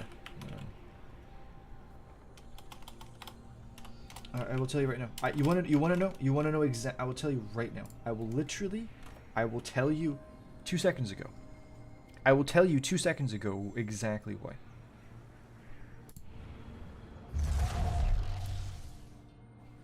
GG. That's why. They spent these pictures and this picture and the other Kolobayev pictures. This is the highest quality piece of concept art that I have ever seen from Bungie. And ironically enough, it was not even from within Bungie. It was from a guy that they contracted. By the way, he's worked on some pretty high... He's worked on, like, Justice League and stuff like that. So, like, this guy is not just some random dude, okay? This is a high-quality artist. This picture is the embodiment of the Pyramid Ship faction. This was their way. Let me put it like this, right? When you're making a video game, you make a lore Bible, which is all of your stuff, and it explains everything. And then you use that when you're making the game, and you draw from that. This is the Pyramid Ship lore Bible. They spent a lot of time fleshing this faction out. So you ask again, why? What was the purpose of the story? It was to explain what the pyramid ships were, but not just that. It was going to be their way, in my opinion, of explaining the pyramid ships, introducing a new enemy race, the enemy race, and also opening the door to the darkness subclasses. It's that simple. It's that simple. Especially if these dudes are human. If, like, you know, at their core they're human, right? Maybe they've got like 6 fingies, or they're, you know, they look like that one guy out of Fallout 4 with like the no nose, but you know what I'm saying. And Nezarec was the representative. And as for like what they were gonna do with the story, like I said, I think this was for Destiny 3. You know what? Isn't it interesting how? Wait a minute. Let me just check something. I'm gonna. Let me do a thing real quick. I'm gonna do a thing. I'm gonna do a thing. Look at this. Wait a minute.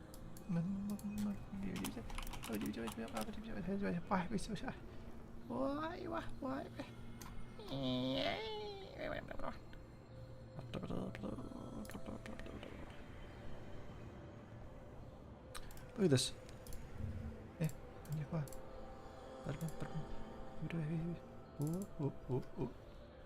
Yeah. Yeah. Yeah. Yes. Yeah. Yes.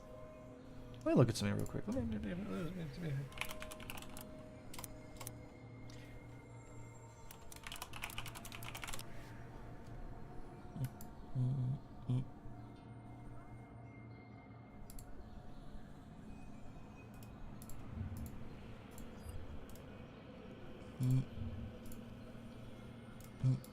Wait, no.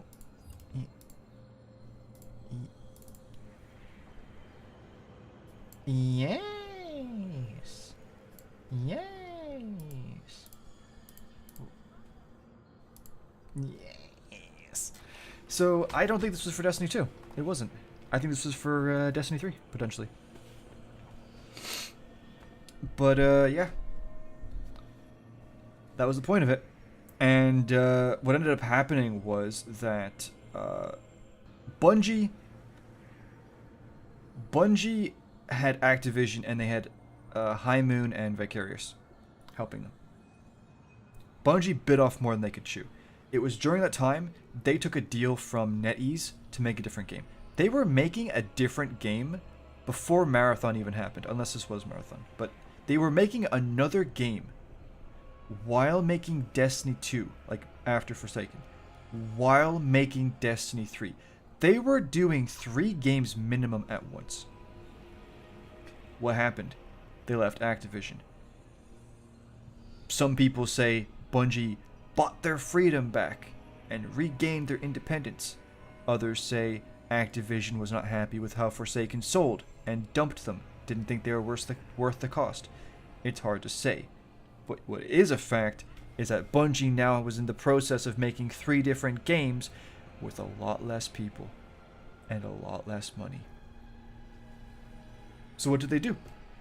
Well, that's D3 out the window. So they needed a buffer. That's Shadowkeep for you. Shadowkeep was using concepts from Destiny 3.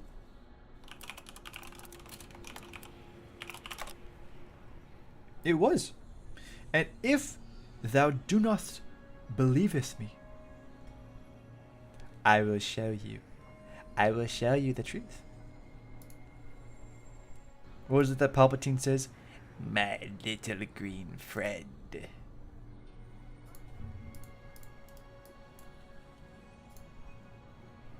I'm gonna just show you. Do you know what, guys? I feel like looking up some Europa art. You know?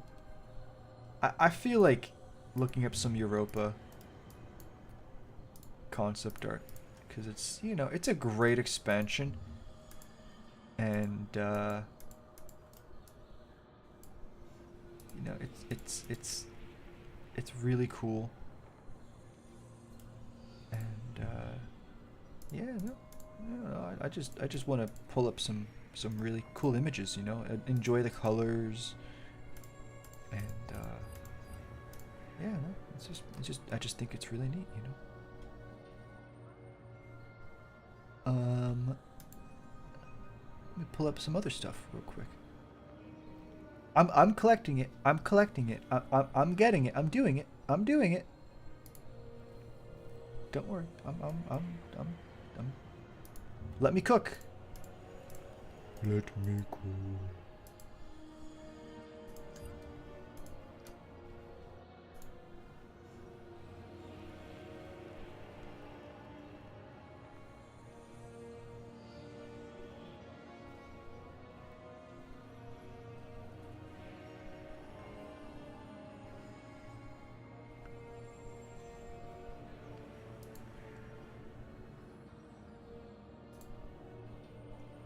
Okay.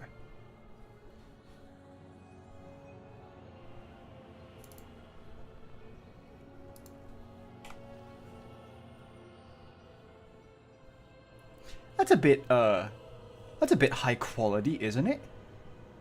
That's a bit high quality of concept art for just Destiny. That's a bit. I don't usually see them making this kind of quality imagery, but okay. All right, okay. Maybe just, yeah. Wow, this looks really good. Wait, why is there hive? Don't worry about that. You don't see nothing. You don't. You see nothing, my friend. You see nothing. Don't worry about it. It's okay. Don't worry about it. It's okay.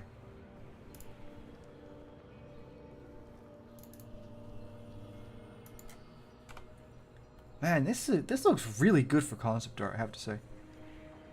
Huh.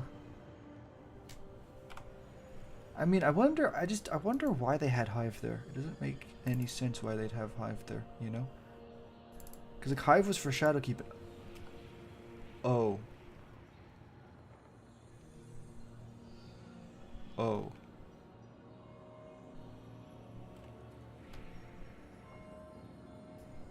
Oh.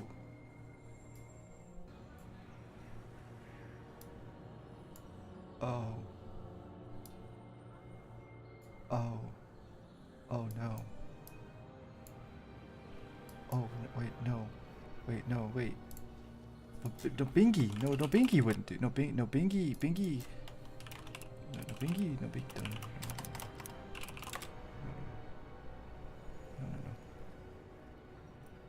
No. Wait a minute.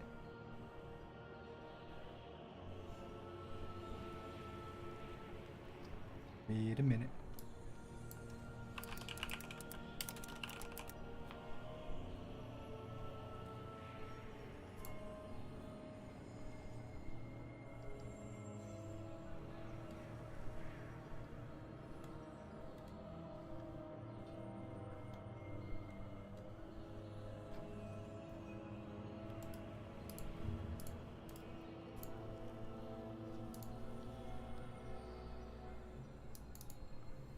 Oh.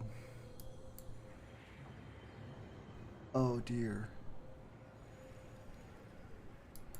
Oh, that's not really good at all, is it, bro? Okay, I'm being facetious. I apologize. But like, you see what I'm saying, right? And then there's this. There was one last one that I did nearly forget to show you.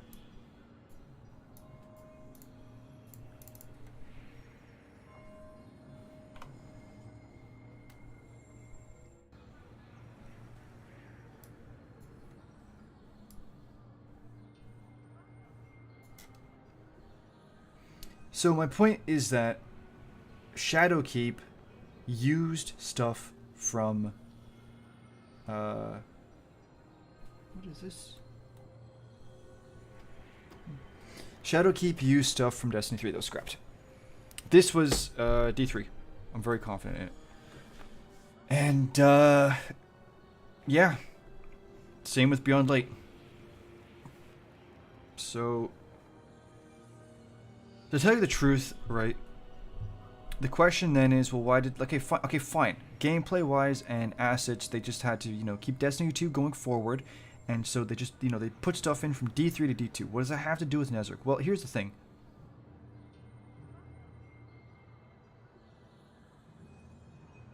I could say the same thing about the 9. What did I tell you about the 9 back in the day? I said that they were being hyped up, presumably for D3.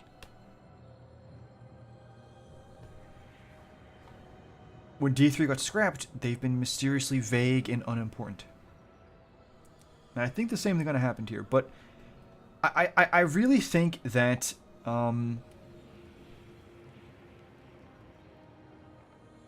think the key thing here with Shadowkeep was really the Witness, and I believe that the Witness was created for Shadowkeep, in my opinion. And I think it's really awkward how you had the Witness introduced, you had the Widower introduced, and then you had Nezarec's Pyramid.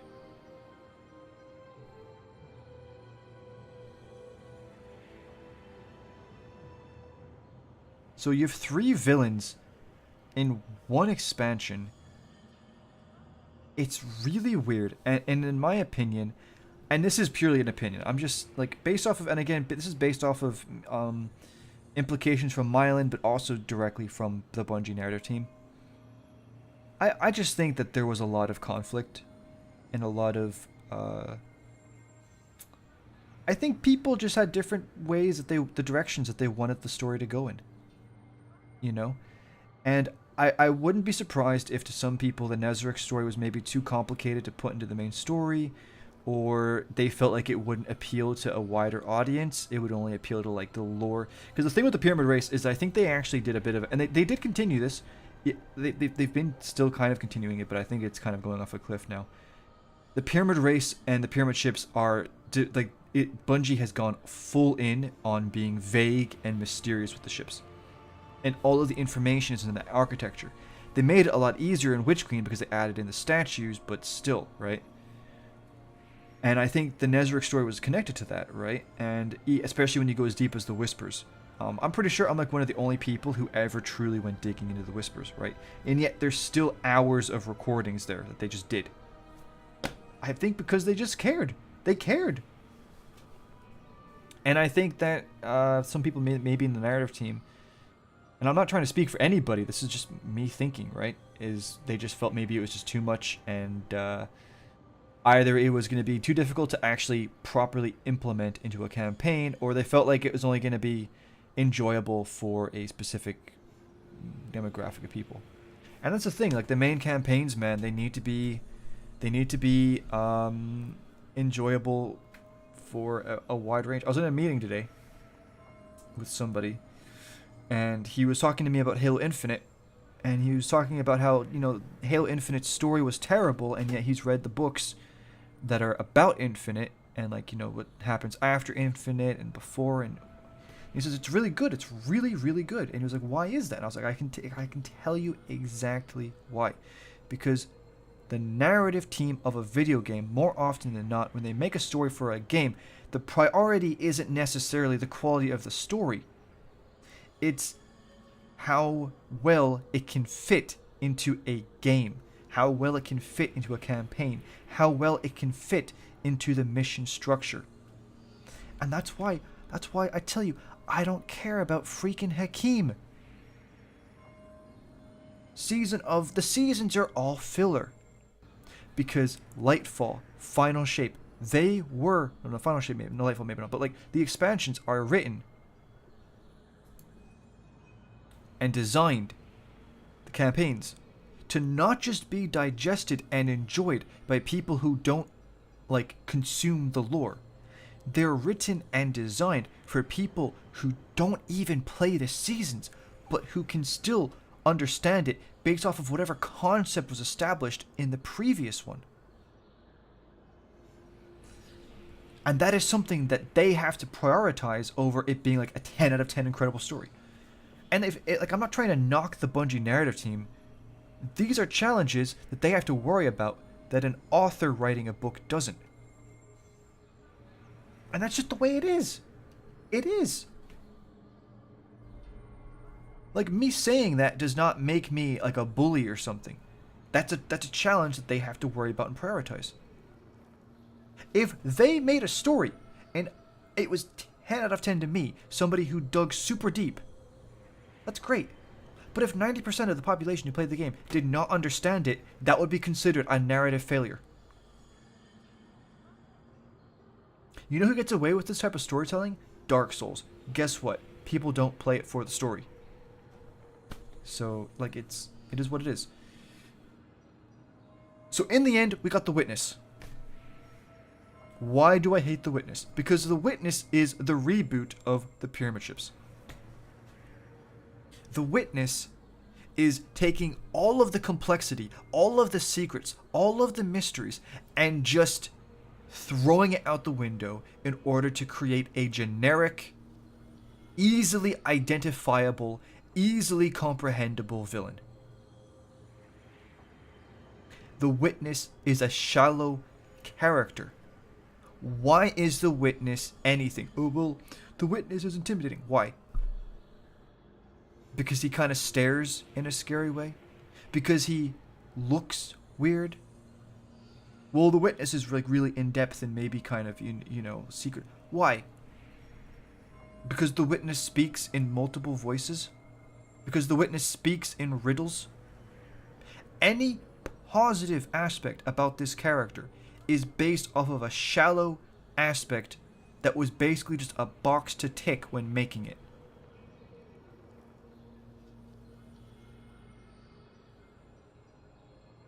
That's the truth. That's the truth. I'm sorry. And if that sounds mean, I'm not trying to be mean, but that is what I see. It's a shallow character. And like I said earlier, this cutscene that we got in Season of the Deep, in my opinion, I would not be surprised if the only reason we saw that was because of the backlash from Lightfall. If Lightfall was received with like applause and it was amazing, we might not have ever even seen it. Maybe we'd have gotten something in Final Shape, but I don't know. The Witness is just... How do I say this? It's like somebody needs to clean their room, and so what they do is they just like take all the mess and they just shove it to the side. And they look down, oh, the table's clean now. Or like, oh, the floor is clean. Because I moved everything under my bed.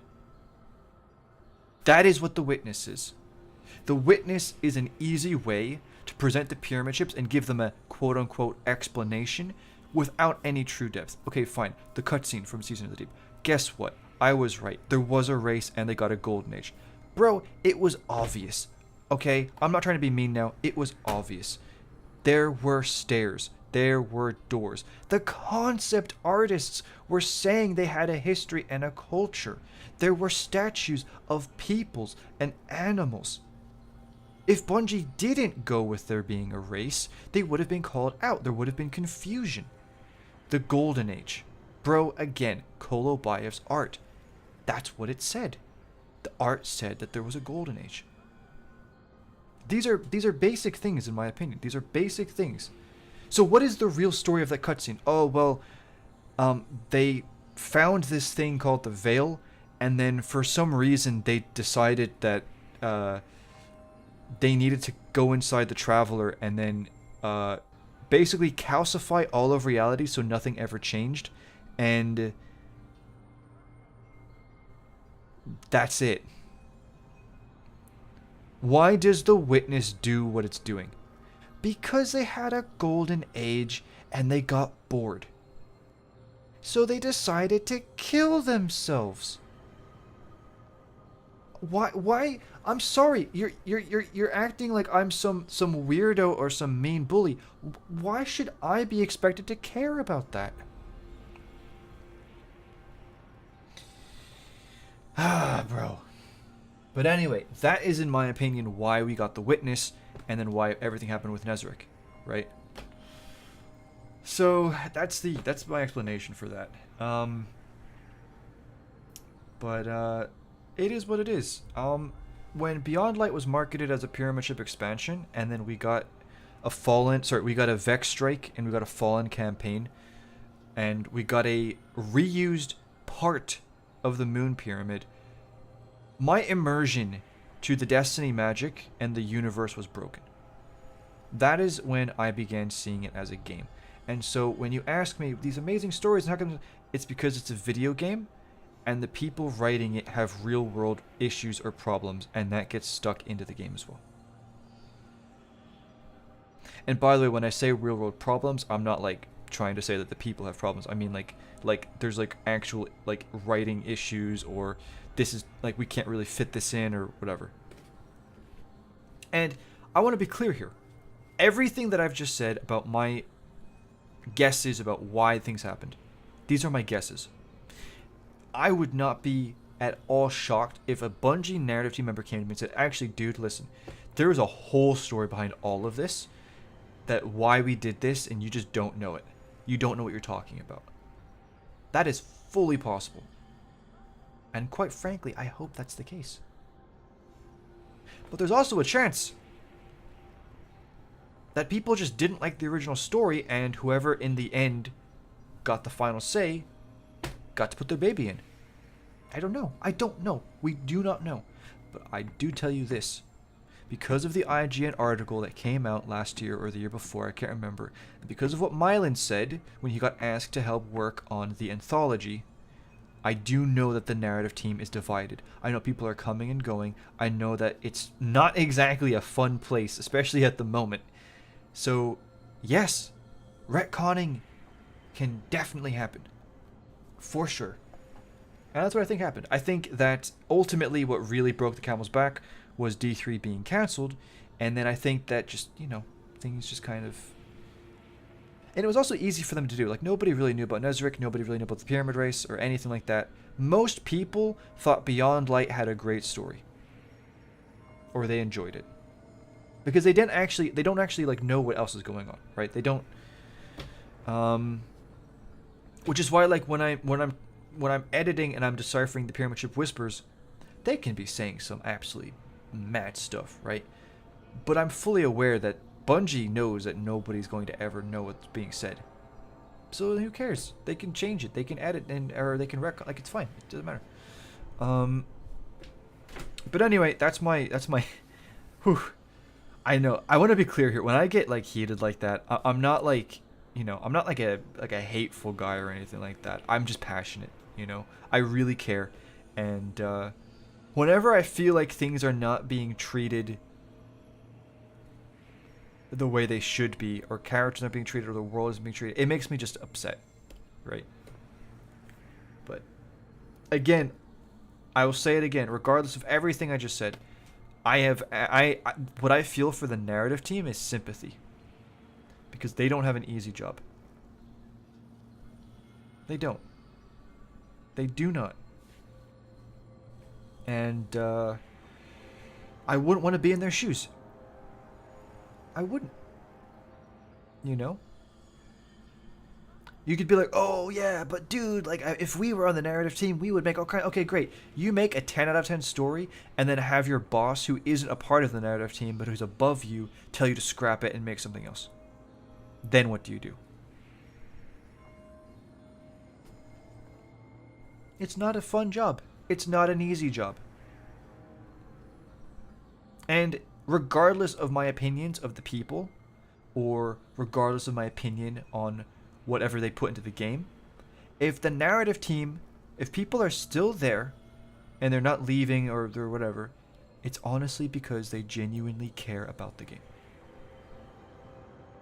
Even if somebody thinks Nezarec is a dumb story and they just want to do the Witness, and they've been there for years though, they clearly care about the game.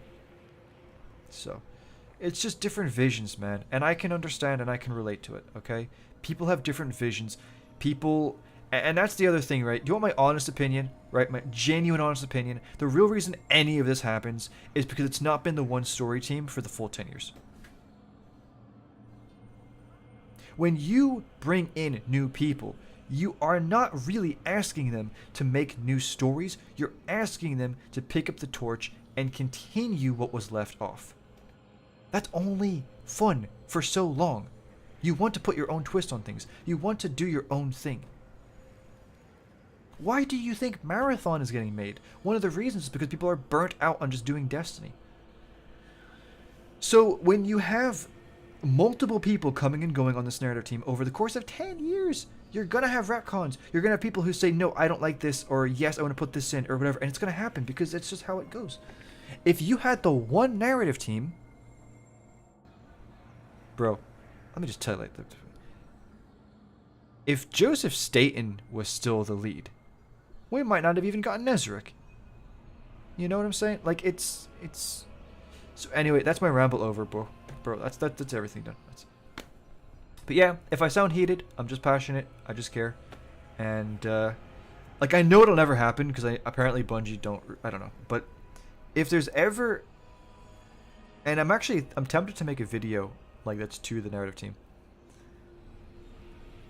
because I don't think the narrative team actually gets enough exposure. I think imagine if Nezarec came out in Lightfall and I was mad, and then there was like an interview with the narrative team or a podcast. Imagine the Bungie narrative team podcast, And it's like, so yeah, so Nezareth got, you know, finally revealed, and the Root of Nightmares raid, and like, you know, what'd you think about that? How did that go? And it's like, yeah, so, you know, we really wanted to go in this direction with the character, and this is why we did this, and this is why we did that. And it's actually, this is the meaning behind this. Bro, I could completely disagree with everything they say, but at least I have a bit more transparency. At least I understand. I'm not even convinced they know the lore, because Savathun broke it when she... Because of Savathun, we technically don't even need to have existed. So, my point is that, like, if there's anybody who ever sees this from Bungie or the narrative team, like, I would love, and listen, I know I'm talking to thin air, right? Like, there's whatever, but like, I would love to talk to somebody from the narrative team, and I'd love to just be like, hey, you know, I would just love to ask you these questions about this and that, and why did you do this, and why did you do that, and like, you know, is it just because of real world reasons and game reasons, or is there like a deeper meaning, was always part of the plan, and like, it would actually help. Can you imagine if they did this after Lightfall with the Veil? Come on, man, it would have saved so much effort. Can you imagine Bife with like the lead narrative writer, and he's like, yeah, so like, like, you guys were really vague with the Veil and we didn't learn anything. Like, what was the reason? And it's like, well, yeah, so that was actually, you know, that was part of the plan, and we really plan on going into the Veil later, and even if it's complete PR wishy-washy. Like, for example, right, do you think somebody's going to sit there with Bife and go, yeah, so we had to make this expansion in 6 months, and we wrote 4 different stories, and three of them got scrapped, so we made the last one 2 months before the game came out, and basically we just had this thing called the Veil, and we thought it was a cool name, and so we needed to make a gimmick that would actually stall the second collapse and would give us time to make this expansion, and also we needed to actually make the player curious about something and make them want to be on Neomuna and put them there in the beginning. So we just kind of made this gimmick, and we gave it a really clickbait name, and that's basic, and we didn't say anything because we're still making it up. I have 5 meetings a day trying to figure this stuff out, man. It's a hard job. No, they're not going to say that, right? They're going to be like, yeah, so, you know, the Veil is interesting. It's an interesting part of the story, and we really plan on going into it further in the future, and we're excited to see what players have to say when they learn more. And it's definitely, you know, there's more than meets the eye. I don't care. It still is something, bro. It's still something. You think Bife's gonna be like, I don't believe you, tell me the truth? No, he's gonna just smile and be like, okay, fine. It's something. So, like, you know, part of the reason why I'll get heated or whatever is because there's no transparency. And so when things like this happen, the only way you can have any kind of closure in knowing why it happened is if you literally have to figure it out yourself.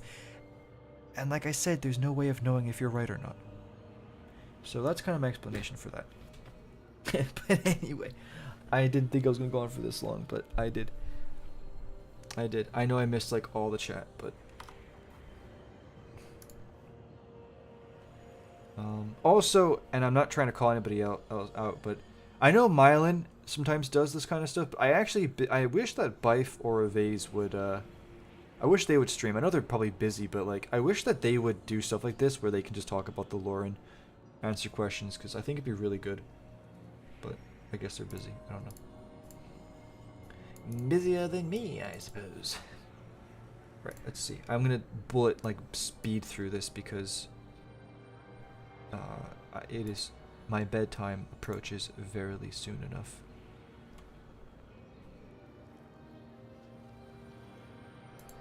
Okay, here we go.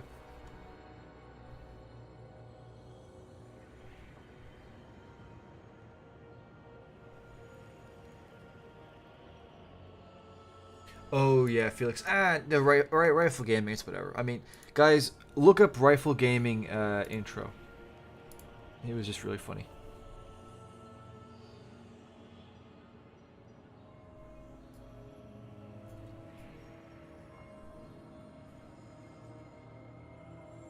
No, I think it was Shadowkeep. I think the Witness was designed at Shadowkeep. Because like you literally, like the Witness is literally the character that guides you through everything. I think they knew what the Witness was. I think so.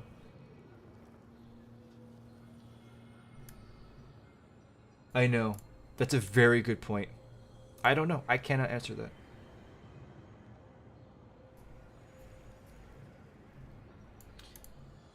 Alloy, I will send it to you. I actually put it in the Discord, but I will send it to you.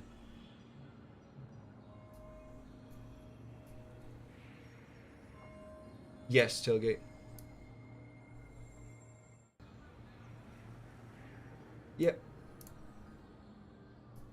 Exactly, Alloy, for sure. Yep.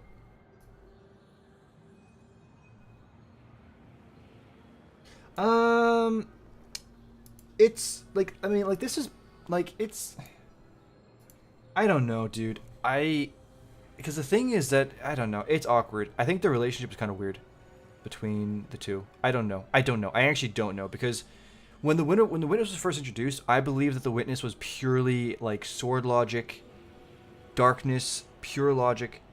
But the witness has its own agenda, and in my opinion, the witness is actually trying to break free of both. So I don't know. I think it's on a leash, and I think the winnower holds the leash, but I think the winnower is giving the witness a lot of free run. Also, let me just say this: the winnower is effectively using. I think it's a missed opportunity, but basically the winnower can easily be using the witness to push us into him. Because here's the thing: why have we gotten our darkness subclasses? Because in each expansion, whatever we needed to do, the light was not enough. So imagine in Final Shape we lose against the witness, and then the winnower shows up and it's like, hey, you need this power. I can give it to you. And you're like, oh, I don't need it. I don't need it. I need it.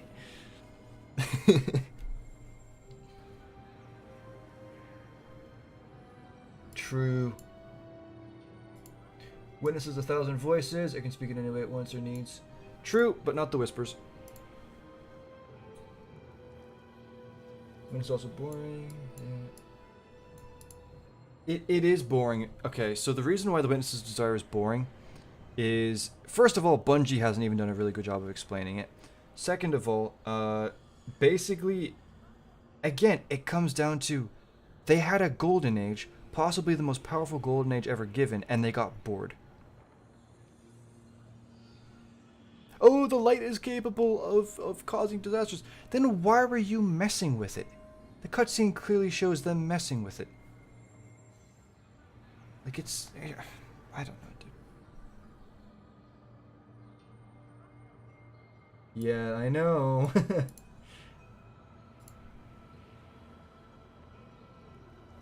Oh, yeah. Actually, Luca... I mean, thank you for being here, Luca. That's actually a valid point. Yeah.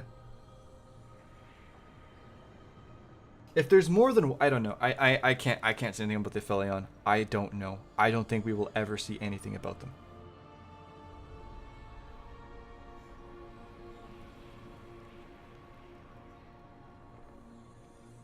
Yeah... I don't know. Still not as dull as Nezarec.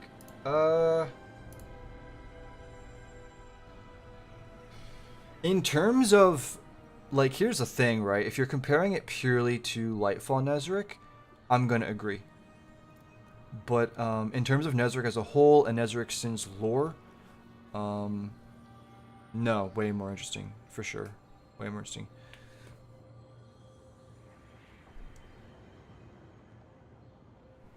I know the Witch Queen and beyond was... Where did you hear that? I didn't know that.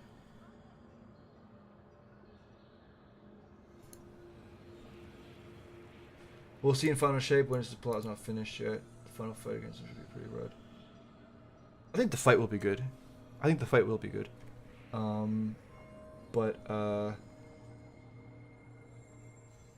don't know. I think they're gonna do all kinds of stuff to try and salvage the story in Final Shape. Especially with the delay. But, I'm gonna break reality here for a second. Okay? And this might be kind of blunt, but it is what it is.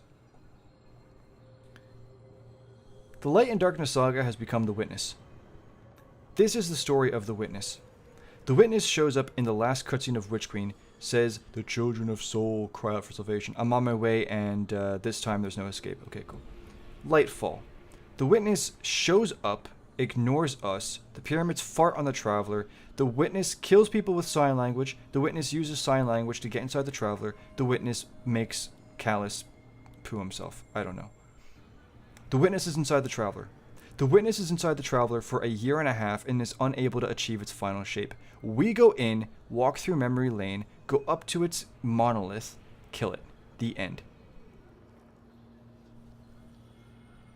That is the story of the witness. And for the record, that's purely Bungie's fault. Do you want to know why? Do you want to know why they did this? Because they wanted the witness to be vague and mysterious and ominous. And like I said, every single aspect that you could put onto him that's potentially positive is shallow. And like I said, I think it was just a box getting ticked when they were designing this character. But, no. Like, they could have made the witness interesting. They could have. You know? They could have. They genuinely could have. Bro, what Savathun... You know what's funny? The most compelling thing about The Witness and the whole story was said by Savathun, and it was cut up into two halves, and people didn't believe either of them. The Witness was once mortal. Its people were blessed by the light, just like your kind were. In the light, these beings found power and knowledge, but they were not content. In that darkness, these beings found power and knowledge, but they were not content. Power and knowledge turned to greed and despair. The witness was forever changed. If you went more into that, that's actually kind of interesting. And guess what? Again, those lines were split into two halves, and people didn't believe either of them. It is what it is. But, no, I think the witness's story, like, they're gonna, I guarantee you, right, if they do anything with the witness, it's just gonna be to try and make him somewhat sympathetic. Oh, I had a hard life, or, oh, we suffered under the light, or, oh, no, please, this is the right thing. Because if the witness is just like, come face me, finality awaits. Bro, you were in there for a year and a half.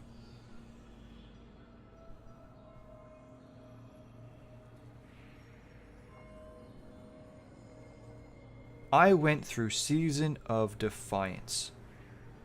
And it was actually so basic and bare bones, I can't even think of anything to really summarize. Amanda died. Okay. What was the second season again? What was the second season? The second season was, oh, The Deep. Yeah. I went through Season of the Deep. I helped a beluga. And I did something against Xivu Arath. And I went to the bottom of the ocean and stopped them from resurrecting Oryx. I went through Season of the Witch. I got to feed Eris and turn her into a hive god so that she could be really cool for 30 seconds. And now I'm in Season of the Wish. And I am doing chores for a dragon, collecting its eggs. Excuse me. So that I can get a wish to go after you. And even when I get the wish, I still have to wait 4 months to go after you. And after all that time, you achieved nothing. But don't worry, I'm going to take that cloak and it's going to make a really nice carpet. But anyway. Oh, I didn't know there was more chat. I didn't see the arrow. I'd love for Bungie that for announcers developer to make this game, but yeah. That's just money, man. And it does seem like Bungie is not really doing the best with that. So, I don't know. I think, honestly, maybe they've scrapped it, but maybe they still are. It was kind of rumored that they were working on a show. And I think that was kind of what Luke Smith was potentially going to be involved in. Because he got promoted, right? And he's, like, now kind of overseeing the brand. And he's overseeing its kind of its presence in other medias, but that doesn't really exist, right? So it was kind of rumored that maybe they were going to make a Destiny show, which I think would do really well. I think they were going to, you know, I wouldn't be surprised if they made their equivalent of Arcane.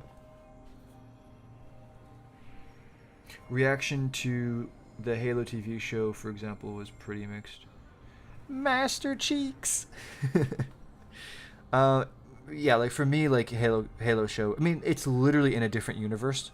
Like they say that it's not in the same universe as the games, but either way, it's not canon for me. Like it just is goofy.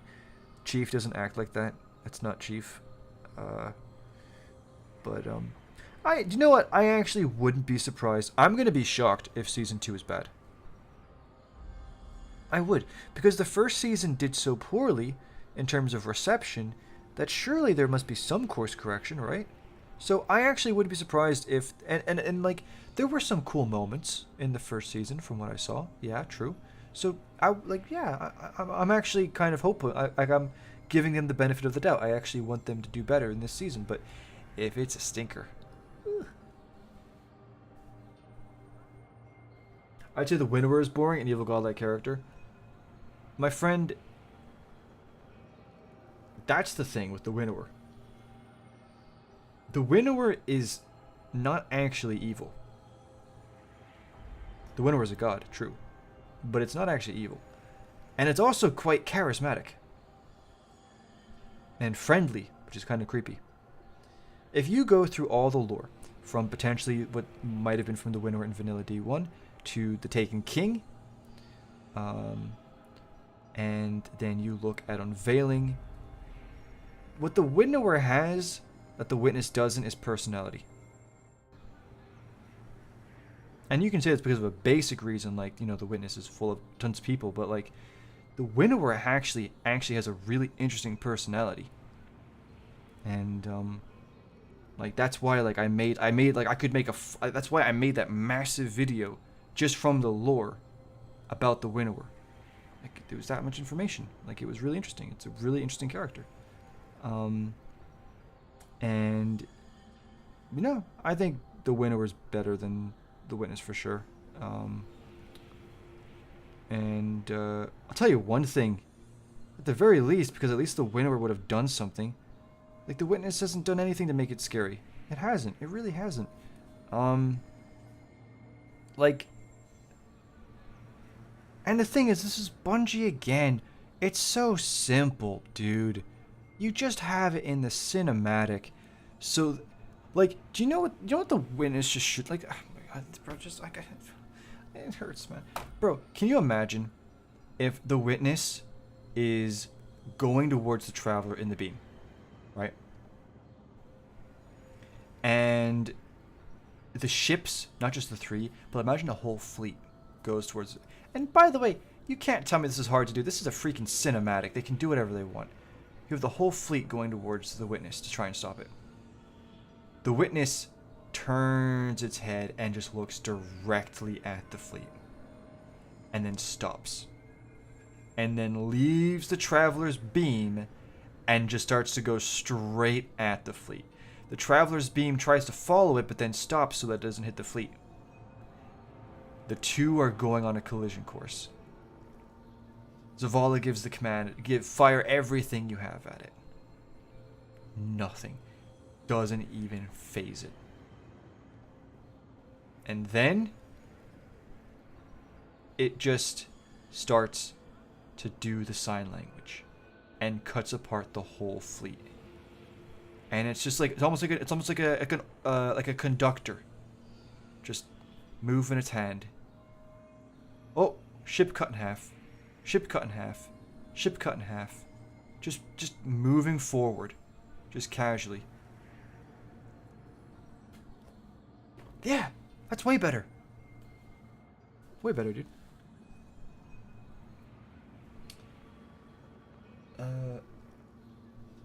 Hey, Cyber Psycho. They wanted to do that because they lacked purpose in the universe. Them lacking purpose in the universe was them being bored.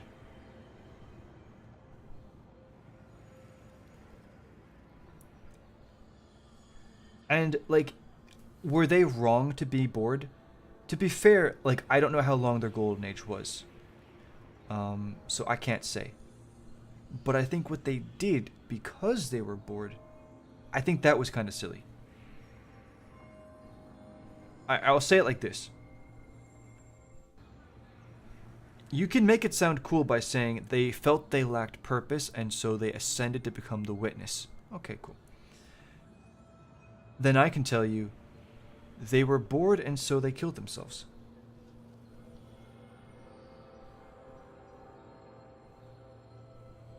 They both are the same thing, but they kind of hit different. So, Disco Elysium, and guess what person in the game? Oh, I don't know. I'm sorry, man. I don't know Disco Elysium.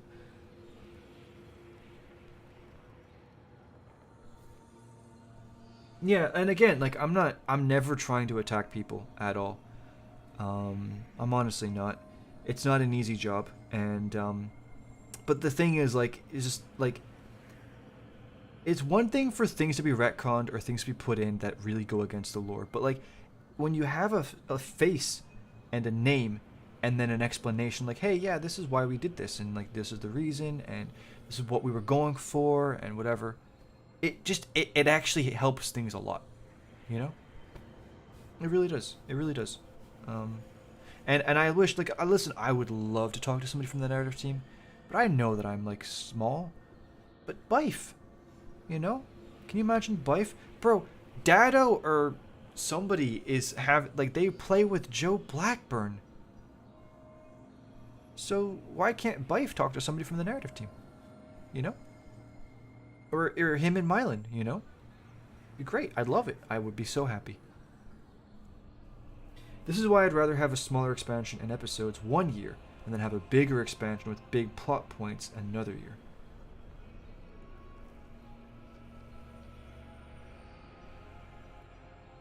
I think I would need to experience that first before I could say anything. Like, I'm not going to say it's bad straight up, but, like, I don't know. I feel like I need to experience that. Like, I need to know what them having the time to cook looks like. Yep. I did say that.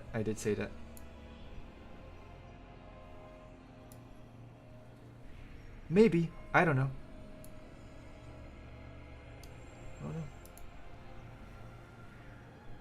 Yeah, exactly, right. Like, I'm not calling people names, and I'm not going after people, and I'm not acting like I could do a better job. And I said it, right? To anybody who's like, oh, yeah, well, I know the lore, I could do... Okay, fine, yeah. You're the narrative team. You make the story that you always wanted. Great. Oh, I'm so happy for you. Guess what? Your boss just told you to scrap it and do something else. What do you do then? So, like, it's not an easy job. It's not ideal. Oh, hey Jay, how you doing, man?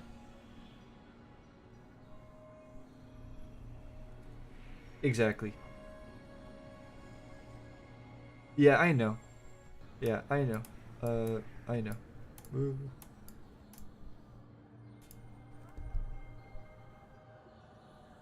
Wasn't that Mylan?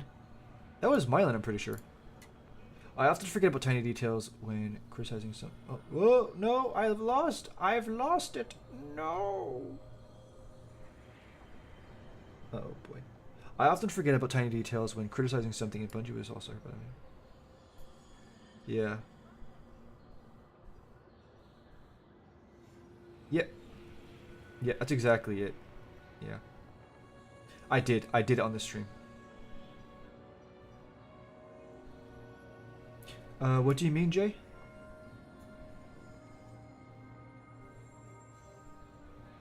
Yeah, I know, Cosmic. Hey, Keegan, how you doing? Is that... Wait, how far back is my chat? Is that the Scarlet Keep on Europa? Do you know what, bro? I'm gonna... 1 second. Let me just pull this up again, because people seem to be, like, not... They didn't know. Yeah, bro. I don't know, I didn't know this that far back. There you go. Keegan, this is my first time, I think, seeing you. If it is, thank you for being here. I really appreciate being here. Do you have a place where we can see the Europa concept art, or a place to see them? Yes, I do. Literally, type in... go to artstation.com. and type in Destiny 2 Europa Consort.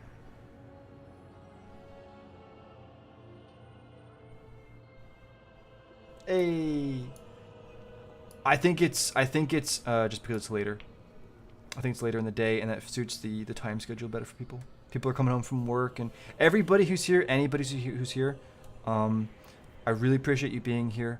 I ended up streaming for way longer than I was supposed to, but it seems to have worked out because that means that I get to talk to you guys. But yeah, thank you for being here. Any lurkers in the chat? I don't look at the view count. I don't. So if you're lurking, you have full stealth, and you will catch me by surprise if you say something. So GG. Yeah, I agree, Keegan. I know, but it's the fact that Final Shape will be the third expansion. Oh, technically the fourth expansion that we've had the Witness in, you know? It's about kind of, you know, I just think that, like, even though I don't like the concept of the Witness, I still think they could have made it better, if that makes sense. The Witness's race demonstrates in the cutscene that there's a lot more knowledge to gain with the light. What cutscene are you talking about?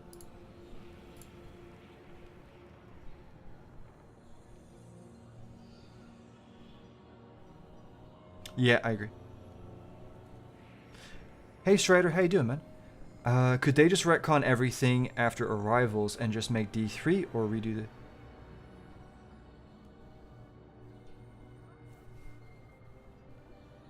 So, like, I don't really want to say this because there is... I mean, I will say this. I think the only chance of anything really happening after Final Shape is this. Is if we kill the Witness and then that releases the Pyramid Race back into their bodies. If you haven't seen it, I made a video and it's basically like Destiny 2 lore by ChatGPT, whatever. But it's basically about the Witness's potential backup plan. Because they actually did, they have their bodies with them in the ships. That's what the mummified bodies are in the ships. And there's a chance that when we defeat the Witness, it like unleashes them and they're freed. But like, I'm not going to go around saying that because there's no real basis for that. And, you know, I'm not going to be doing the hopium and the copium that, you know, they'll continue the story. In my opinion, for all intents and purposes, when the Witness is defeated, that is the pyramid stuff done. But we'll see. I don't know. And as for them doing a D3 and continuing the pyramid stuff, I don't know. I don't really see how they could, but yeah.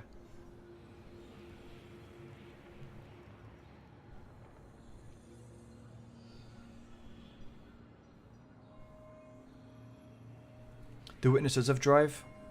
I mean, okay, I will say this. The Witness does have drive. It does. It doesn't have drive for things that I care about or I'm interested in. And I'm completely just not invested in the character at all. But that is the one thing about the Witness that actually is developed, which is that the Witness is certainly driven. For sure, dude. For sure. Yeah, I'll give it that. For the Into the Light pre-final, they should spill all the beans to collapse. I know, dude. I'd love a full-on cinematic. It lavished them with gifts and not with guidance. Carved a greater purpose. Meaning.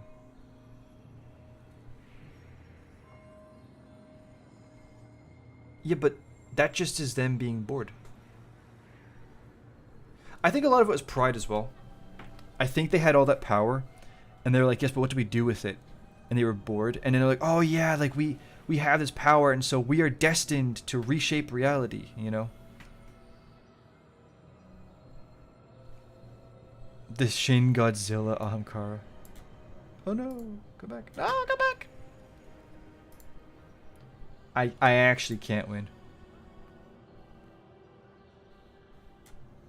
Wait a minute. It's because it's in full screen.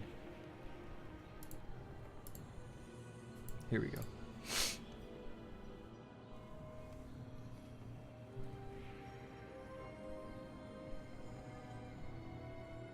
I need to play more of that game, Jay. I need to play more of that game.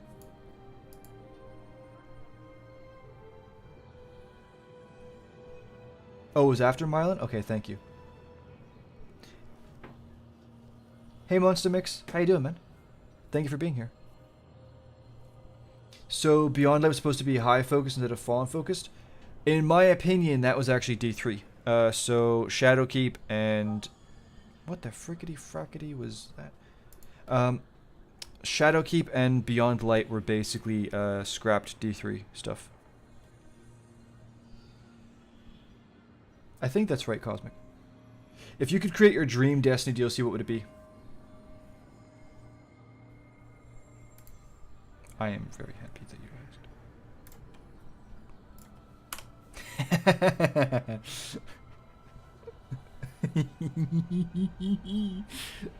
asked.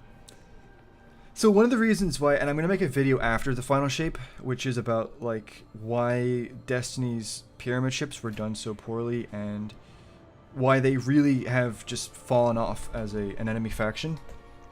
And I'm not just saying that, I don't say that, I really do not say that lightly. They don't have any real threat or menace. You look at how people treated the pyramids before Beyond Light, and then you look how they treated them afterwards. Big difference. Big difference. So there's two core reasons why they failed, right? And this is actually really valuable for any writer as well, who's trying to build up a villain and do a big like reveal. The first reason why is because there was all this build-up, and then there was nothing. There was no payoff. They were built up for 3 years from Destiny 2 Vanilla up until Shadowkeep. And then with Beyond Light, that was supposed to be the reckoning. That was supposed, you had Season of Arrivals, they're coming in, they're going to take planets, the second collapse was going to happen, and then nothing. Crickets. They market Beyond Light as the pyramid ship expansion. The ship is waking up. LC is like, this is what I brought you here to see. Vex Strike. Fallen campaign. There's like 120 ships. They're in the system. Nobody knows where they are. They're just chilling.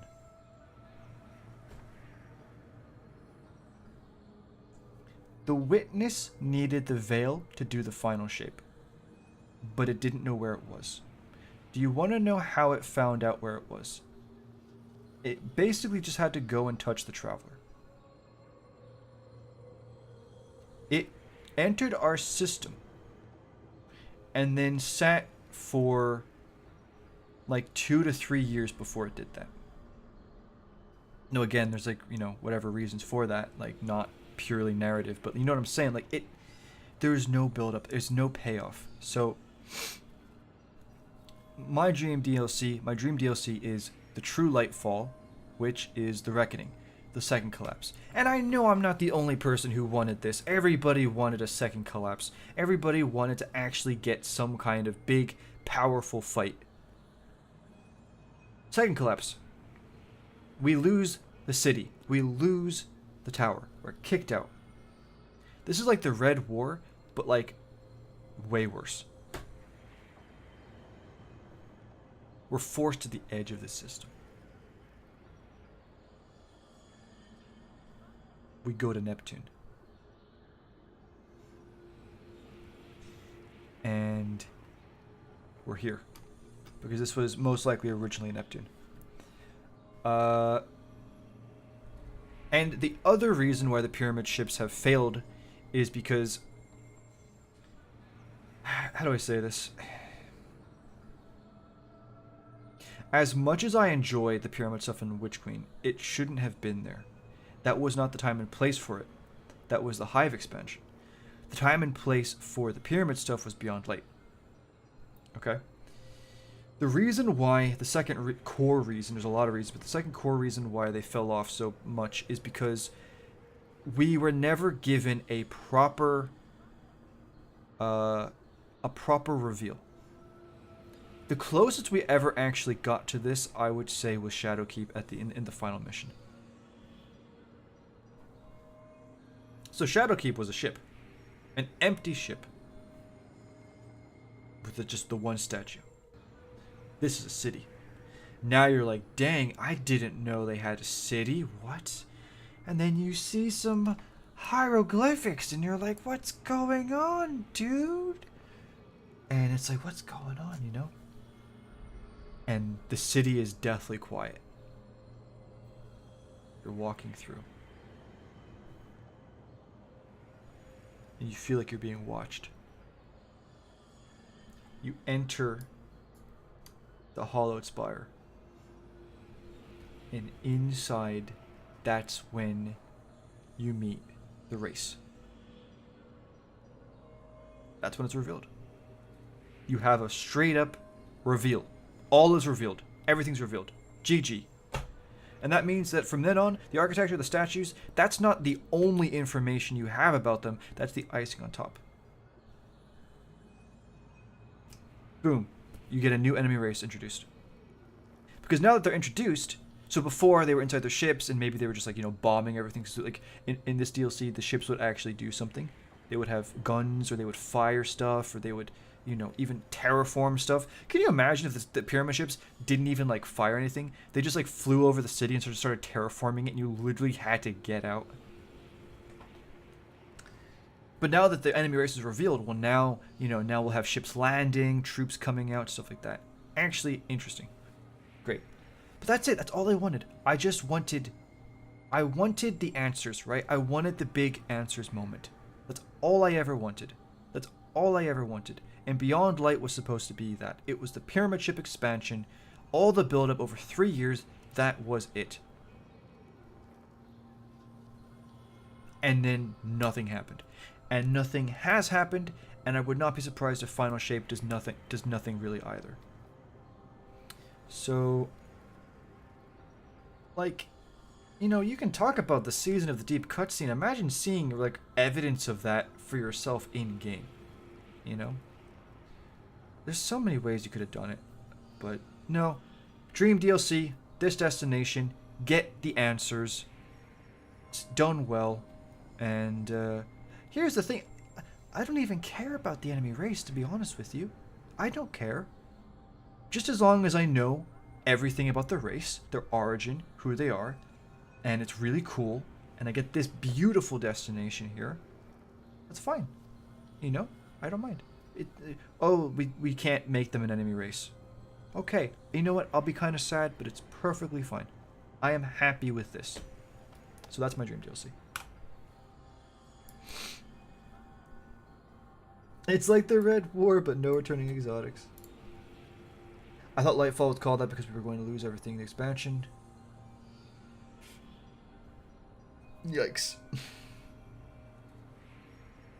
Yeah, exactly, Alloy. But anyway, guys, it's actually past my bedtime. I do need to go to bed. I'm going to upload this extended discussion to my second channel, and I will actually show you this for people who do not know. Dang it, I did not want to do that. I'm losing my voice. I'm losing my voice. Fucking stop. Control A.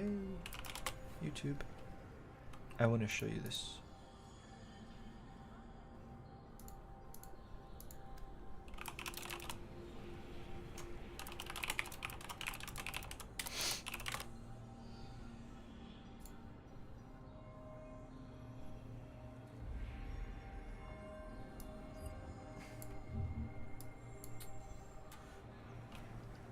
This is my second channel, and this is where I'll be putting the